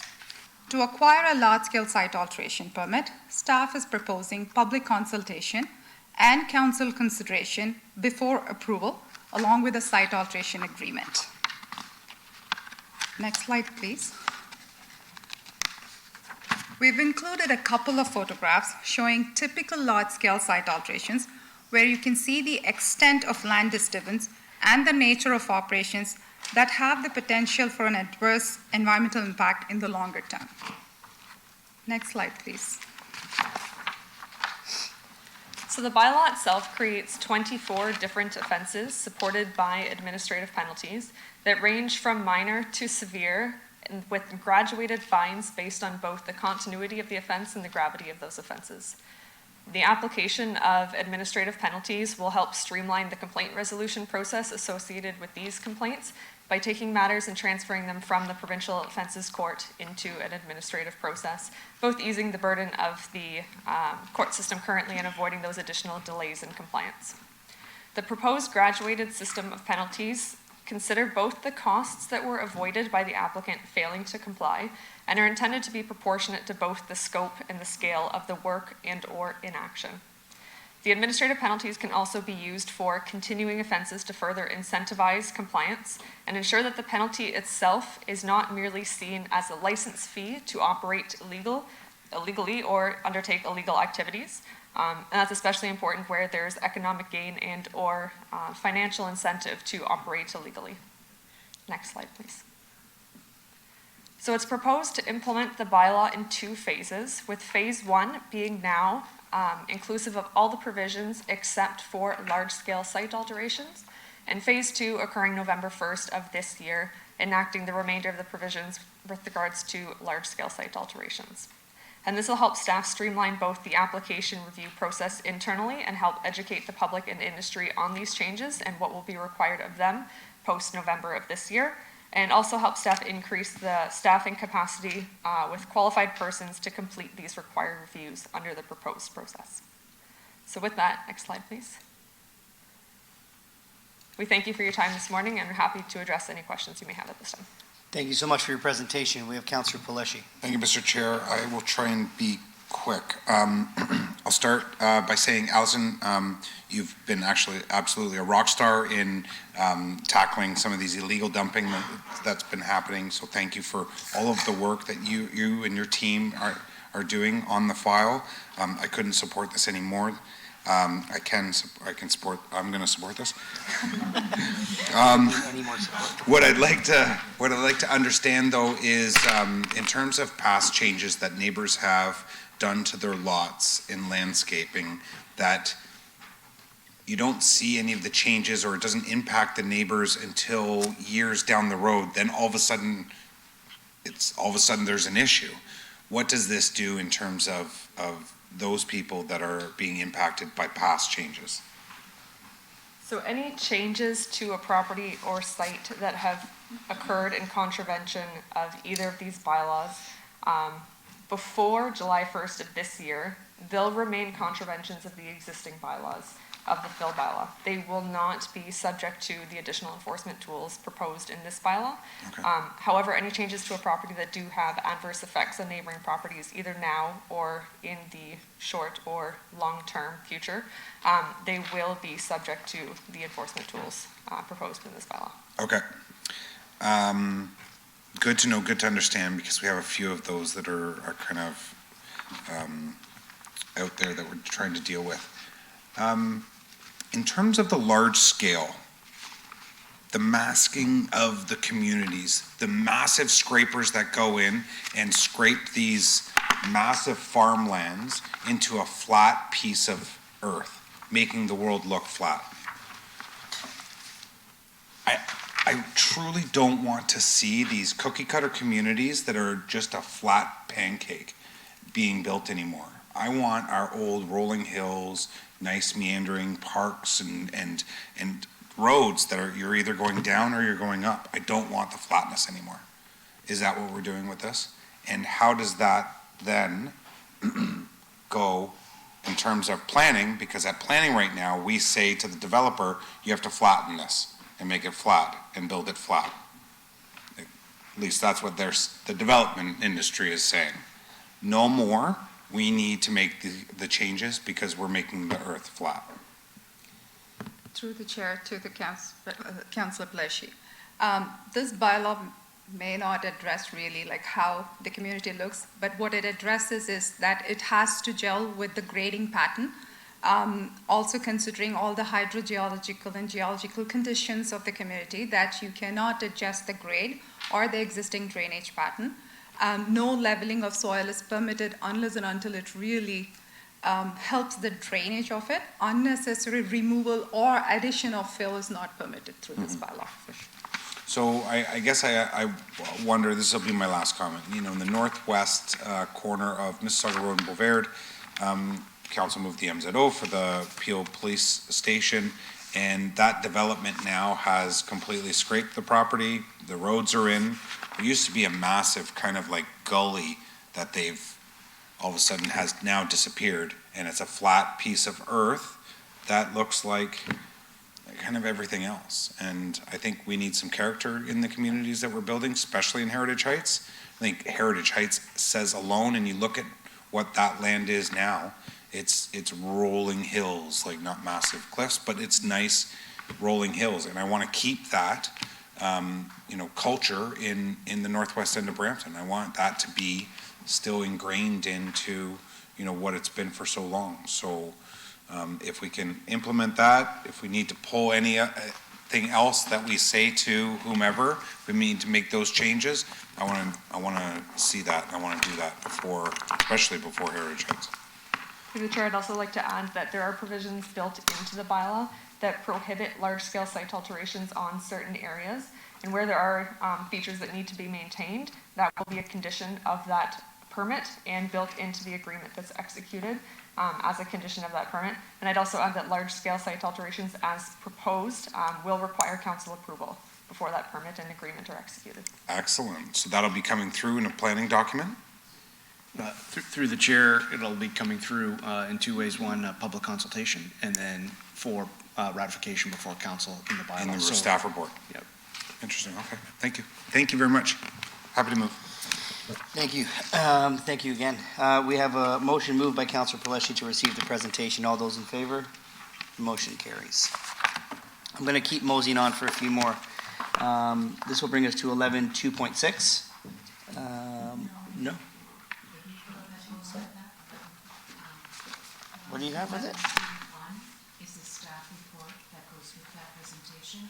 There's a number of recommendations in it for council's consideration. It's on the screen. Councillor Pelletier, are you good with the recommendations? So, we'll just add that in. Good? Okay. So now we're on to 11.2.6, which is a staff report to begin procurement, design, implementation, support, and maintenance of the advanced traffic management system for an 8-year period with one period with an additional 2-year option renewal for all wards. This was held by Councillor Pelletier. Councillor Pelletier. Thank you, Mr. Chair. So we'll start off by saying the council doesn't like 8 years, nor do they like 10 years. I know this is a difficult one, but even in the staff report, you know, it says that you're really wanting us to move this forward to start procurement.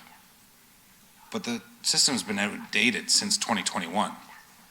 So I feel like there's just in the wording that has been chosen in the report by saying that, you know, we almost need to hurry up with this. System's been outdated by 2021. 2021 should have come to council, right? When I look at, I find that a lot of the systems, I find a lot of the congestion throughout the city can be solved by, yes, a new system, a system that communicates and talks to each other in the signalization of our intersections. We need more flow throughout the streets. If what this is that system, then great. But I need to understand, like, what are we looking at? Because we need some technology that in 10 years isn't going to be obsolete or isn't going to need something else. We need something, we need a system now. We're a big city. We have the amount of congestion that's out there that can, I believe, be solved by the proper signalization of our intersections. If that's what this system's going to be, then great. But I think I need more information than what's in this report and the fact that you want 10 years, essentially, right? Through the chair to Councillor Pelletier. So with respect to this advanced traffic management system, as you pointed out, the existing system is now at the end of its useful life. So it is time to update it, and that's going to provide a couple of advantages for the city. First, it's going to allow us to continue to remotely monitor our traffic signals, which is very critical from a maintenance perspective. It's also going to help facilitate the transit signal priority as well as emergency vehicle preemption. So Peter, I'll stop there. I'm not in favor of prioritizing transit signals. I'm not in favor of that at all. Transit is already reducing the amount of cars that are on the road. It's the cars that need to be prioritized in some of these intersections. And telling me that transit is going to be prioritized like I hope that's not like fire's prioritized. No, fire takes the priority, any type of emergency vehicle. What this system does, though, it gives us the option to prioritize other modes such as transit if the council wishes to do that. So it gives us that option. Now, in addition to that, and to your second point, it also provides the foundation for the intelligent transportation system, meaning it's going to allow us to leverage artificial intelligence going forward. As you're aware, there's a couple of pilot projects going on right now at Williams Parkway in Greymar and Chinnakuzi and Sandalwood, where some next generation smart detector systems are being piloted. So this new system is going to be able to then take all the inputs from these various detection systems that we have within the right-of-way, analyze this information in real time, and then actually make changes in real time to ensure the most efficient road network possible, which I think is what you're alluding to. So absolutely, it's going to allow us to do that. Now, with respect to the timeline that you mentioned, I can't speak too much in terms of, you know, what's happened over the last few years, but going forward, it's important for us to make sure we put a system in place. And that usually takes some time to integrate it. There's always costs whenever you're going to a new system. So there are some economies of scale in order to have a system for a longer period of time, as opposed to going out with a call document every few years and then having to integrate a new system. We are going to go through a request for proposal process. So there's going to be a technical component associated with this. We're going to ensure that we're going to get a very qualified company that we're going to be able to work with over the next 8 to 10 year period. And after this is done, is this our system to build off of, or is it we're going to be back into kind of that mode again in 10 years to say, well, we need to look at another system? Because what I want to be able to do is, this is our business, right? I don't want to get into bed with somebody that is now going to handcuff us for 10 years from now to say, oh, no, it's going to cost X number of dollars to change this system because we don't own for whatever we need to own. I want to make sure that this is our system and we can change what needs to be changed and learn and grow from that. Through the chair to Councillor Pellecci, we are going to own the software. I think with technology, there's always changes that are made, and I think there's always a decision point in the future where there could be advantages with respect to going with a different system, and that's a decision that we'll bring before committee at the appropriate time. But with respect to the way that we're establishing this request for proposal, we're going to ensure that we're getting the cutting edge technology, and we're fairly confident that that's going to suit our needs for the foreseeable future.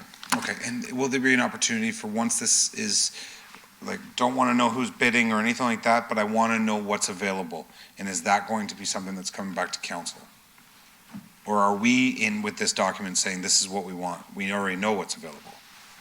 Through the chair, through the request for proposal, we are identifying our requirements, and we're going to basically score it, and we're going to give, this project is going to go to the most qualified proponent, and we've also have experience requirements in there. We want to make sure that we're dealing with a company that has actually successfully deployed an advanced traffic management system elsewhere, so that we are with the experts in the field. Does that then limit us to, you look at some of the startups that are happening even through the city where they're coming up with some amazing, brilliant ideas. We had one that, went on to New York and sold their business for hundreds of millions of dollars. Fantastic. Maybe there's an opportunity. Maybe, somebody comes out of the woodwork to say, I have a system. It's not anywhere. You could be the first, but this is what's going to solve. Is that an option, no, or no? I think it's... We're not that risk takers. Well, I think we're taking a balanced approach because the maintenance of our system is so critical that we need to be with a reliable company that we're working with. Having said that, there's a lot of different startups and different companies that provide different types of technologies that could be integrated in the future if we so choose. In other words, if they offer a functionality that would be beneficial for the city, we could look at it at that time. Okay. Thanks, Peter. I know that how much this council doesn't like 10-year agreements, so. Thank you, Mr. A couple questions of myself. Sure. Yeah. Thank you. So just to touch on something that Councillor Pellecci said, I was at Collision yesterday and did meet with somebody who came up and was talking about the software that they've invented to deal with, futuristic traffic and intersection changes when it comes to smart cars and the ability to prioritize and all that, which is, in the market. I'm not sure that it will meet the criteria that we're going out for now. And I would agree with Councillor Pellecci, the way technology is changing, I think 8 to 10 years is really going to hinder what may come. In 8 to 10 years, we could be dealing with intersections that have flying cars. Like, who knows these days, right? So my question is, how long was the last contract? How many years was the last contract? Through the chair to Councillor Keenan, I believe we're in the 7th year of that contract. One thing I will add that there is a capital component to this in terms of purchasing a new system, and then there's the ongoing maintenance fees, which are relatively small in nature. So there's little risk to the city with respect to the length of the contract. It's beneficial to have that in place, but the costs in terms of maintaining the system years out are fairly minor with respect to the overall costs. Okay. Councilor Bush, is there anything you want to do with this? No? I looked it up. And Councillor Power just mentioned to me that there is, Rogers has a new program too that was being presented at Collision. I think technology moves so fast, so I get nervous when I hear, 7-year, 8-year renewals too. So like, is staff sure that technology is not going to change, or we're not going to be behind the 8 ball 7 years from now? 10, yeah. 8 with a 2-year. Yeah. Like, I think maybe we stand this down and just, if we could do a little bit of additional research over, between now and July 12th to make sure that the time frame matches the pace of technology. We're not hindering ourselves. And then those interested can ask those questions. Will this system be up to date and cutting edge? You're right, 10 years from now, but maybe 2 years from now, it's out of date. And so can we just make sure all the I's and T's are dotted? The fact there's so many councillors raising the same concern, I think it's worth a second look to make sure we're not tying ourselves down and have this come back on July 12th. So do you say we refer this back to staff to come back with more information? 4, 6, and 8. Yeah. Similar to snow removal? Have those options come back to council on July, and any other inquiries council has due between now and the July 10th or 12th meeting. I say July 10th or 12th, there's a request, the meeting on July 10th has changed to July 12th, so if everyone's concurred, that's the first July meeting. Okay, so we have a motion moved by Councilor Pelletier to refer this back to staff for further consideration and report back on July 10th. All those in favor? The motion carries. This brings us to 11.2.7, which is a staff report, information report for residential bollards, which was held by Councilor Tour. Councilor Tour. Thank you, through you, Mr. Chair. Want to thank staff for preparing this information report. I know it came from a delegation a few months ago, and it was referred to planning staff to take a look at this. So I think staff has done a really good job with the report. I've read the entire report. However, I just held this report because there wasn't any recommendation moving forward. However, there is a possible recommendation that's highlighted in the report. The language is at the end of that report. I'd like to move that as a motion that we choose to go in that direction. What is the recommendation? Begin a formal process. That's what the direction was at the end of the report. No, I'll go on. Okay, Deputy Mayor Singh? Yeah, there was a recommendation, not a recommendation officially on the report, you're right, it was to be received. But there is, we can enact a bylaw specific for bollards. I think that's the direction that we'll have the Commissioner of Planning help out. Yeah, through the chair, through the deputy mayor, just for clarification, staff were asked just to report back on this, so that's what this information is. But you'll see baked into the report, there is, should council choose to direct staff to report back on a protocol and accompanying bylaws for implementation of residential bollards at the desire of any resident on a citywide basis. That's what we're. We take that verbiage so I can read it on the screen. And meanwhile, what I would just like to add, I do think we need a formal process because I think it would be helpful, because if future councils, for example, if we don't have a process, want to introduce a process, so many bollards have been installed, it would be very difficult. So we might as well just start a process. I think this is going to be very, very, very popular. So I think we should have a formal process. And especially because it requires some sort of alignment with the city as well when we talk about right-of-ways and all that, so I think it would be very helpful, and at least we know where the bullyards are and make sure they're up to our standards, so. So we will give the clerks a bit of time to draft that and the verbiage. I don't know if, Steve, you'd like to help with the verbiage of that? Through the chair, I can just type something quickly and send it to the clerk. Want to stand this down then? And just do the motion when we come back? Sure. On camera? I don't think there is anything in camera. Oh, yeah? We have a couple more things to discuss. Okay. So I will stand this down until the clerk's office is ready, and we will move on to 11.2.8, the staff report related correspondence regarding city-initiated bylaw, right of entry for maintenance, the friendly neighborhood bylaw. This was held by Councillor Paleshi. Thank you, Mr. Chair. The friendly neighbor bylaw. So I understand the kind of some of the rationale as to, why we're putting this forward.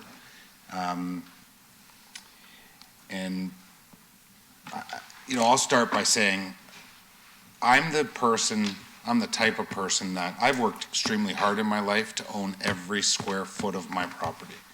I'm that person. I'm kind of like that farmer, very protective of my property. You're not allowed on my property until you're invited on my property. And I don't believe that the city should be getting involved with providing people with, giving the authority to people to be allowed on property. If my neighbor ever came to me, knocked on my door and said they needed to put a ladder on my side of the property, no problem with that. I'm good. But if somebody came and sent, 2 letters to my house, and for whatever reason I didn't get those letters or I ignored them, and then was just given permission to be on my property, I'd be pretty upset about that. And I've spoken to a number of individuals about this, and they're of the same mind. There have been people that are, throw their hands up in the air and say, well, I don't care, whatever it is, but maybe I'm too protective over what is mine, and maybe I should see somebody about that, but my property is my property, and you're not allowed on it unless you're invited. And I will not sit here as government to say that, your rights don't matter and we're going to allow people onto your property if they send you a couple letters or go through the process. That's my main concern, and that's why I'm not going to get behind this. I'm not going to support this. My other concern is the 2 court letters of correspondence are from the development industry.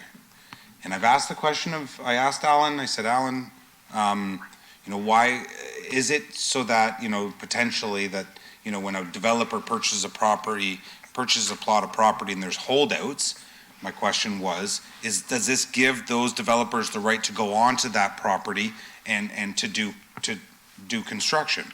Alan said, no, it's just for maintenance purposes only. But I don't know why the developers are sending in letters of correspondence for this. And that's a red flag for me. Because again, you're not, the developer's always the big bad developer. It's always going to be the case, no matter what it is. You're not going to come onto my property without me saying it's okay. And I'm not going to be the one councillor that votes to allow this to happen and to take people's rights away from them. But I am also a believer that all neighbors should get along, and when your neighbor knocks on your door to say, hey, I need to put a ladder on your side of the property so I can wash that window or I can change that eaves trough, I'm the person that thinks that those neighbors would, they get along fine and that'll be okay. But if they don't, then the other neighbor needs to buy a Skyjack and do it themselves on their property. And that's not my problem. And that shouldn't be other people's problems. And we shouldn't be taking away rights of other people because those 2 neighbors can't get along. So I can't support this. I move refusal of this report. Okay. Thank you, Mr. Chair. Okay, thank you, Councillor Paleshi. Just quickly, I think maybe the developers are asking for this because they want to keep building houses closer and closer together. Maybe leave a little bit extra room for that ladder and we won't have this problem. So currently we have a motion by Councillor Paleshi to refuse the bylaw, correct? Councillor Paleshi? Yeah. Okay, so. Turn down the recommendation.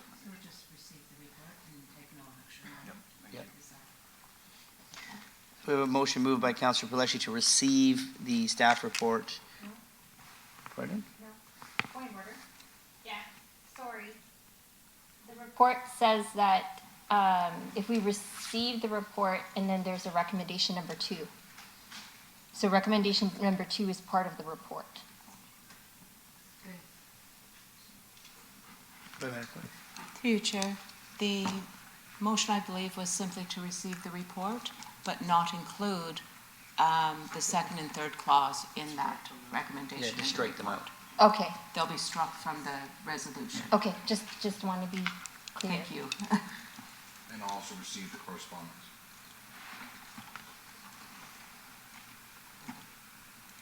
The correspondence is separate. Check plan. Trying to help you. Appreciate I'm it. confusing. More than anything. Okay, so we have a motion moved by Councillor Paleshi to receive the report and not the recommendations. All those in favor? That motion carries. I think we have one more, right? I'm just going to hammer through it quickly. Oh yeah, we got to go back up to. Are we ready for the Bollards one? So we're going to go back to 11.2.7. Yes. Okay, is this one yours or Tour's? It's Tour. You want Councillor Tour? Okay, Councillor Tour, are you? Okay, Councillor Tour, are you okay with what's on the screen?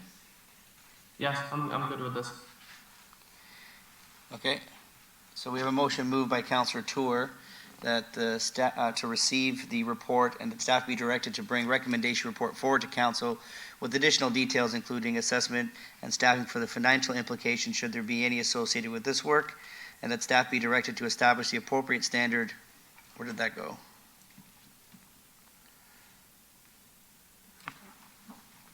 You deleted it on me. The staff be directed to bring a recommendation report forward to council with additional details including assessment of staffing and financial implications should there be any associated with this work, and that staff be directed to establish the appropriate standard operating procedures, protocols, and please stop changing it on me. I keep losing it whenever. Take it as read? Sure, take it as read. Yeah. All those in favor? The motion carries. That brings us to, I believe, 11.3.3, which is a discussion by Councillor Brar for the present, for pedestrian crosswalks and parks. Thank you. Thank you, Mr. Chair. Councillor Paleshi and I have heard from residents across wards 2 and 6 about the issues they face regarding road safety, specifically when it comes to safely crossing to get to parks. And we know that our parks are heavily utilized by our youth and our seniors, which is wonderful because they have access to all these great amenities and they feel a sense of community when they even go there. And unfortunately, we have heard from residents about accidents involving pedestrians, near misses, and a sense of danger and they feel when they cross the street. Many of these instances have happened while residents were crossing to access a park.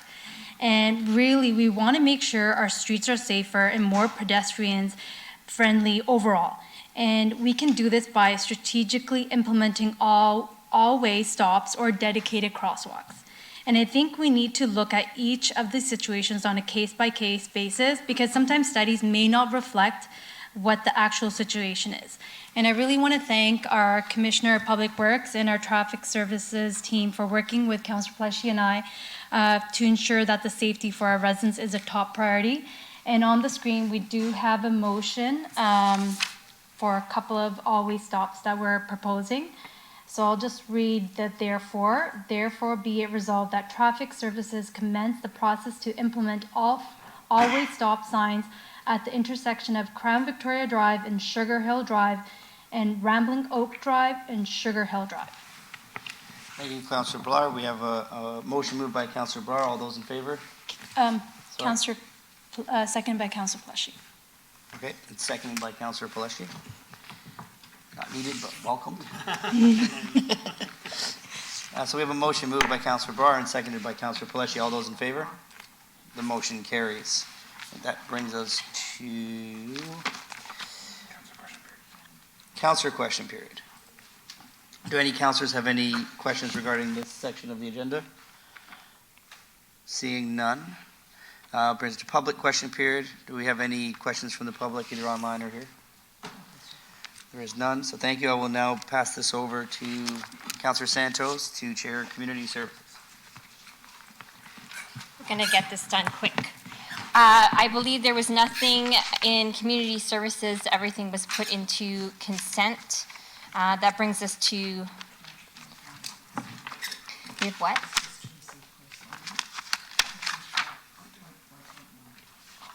Yeah, I was going to get to that. Okay, so next is 12 is correspondence. Motion from Deputy Mayor Singh to receive the correspondence. All in favor? Anyone opposed? That carries. Next is councillor question period. Do any members of committee have any questions regarding community services? Seeing none. Next is public question period. Any questions regarding community services from the public? Okay. Referred matters list was dealt with in consent. Public question period for the entire agenda for today. Any questions from the members of public? Seeing none. That brings us to closed session. All items were put into consent. It's my understanding that there is one item that requires an open session motion, item 15.2. Madam Clerk, over to you to make sure that that motion is brought forward. Okay, 15.2, that the Chief Administrative Officer be delegated authority to execute a new lease agreement and such other documents necessary between the Corporation of the City of Brampton as the landlord and the YMCA of GT Greater Toronto as the tenant on terms and conditions acceptable to the Senior Manager, Realty Services, and in a form acceptable to the City Solicitor or Delegate. That will be moved by Deputy Mayor Singh. All in favor? Anyone opposed? That carries. Everything else, I believe, Madam Clerk, was put into consent. Our next committee, that brings us to adjournment. Our next meeting committee is actually September. At September 4th at 9:30 a.m. Motion from Councillor Power to adjourn today's meeting. All in favor? Anyone opposed? That carries, and we got it done faster than I thought. Well done, everyone. Thanks, team.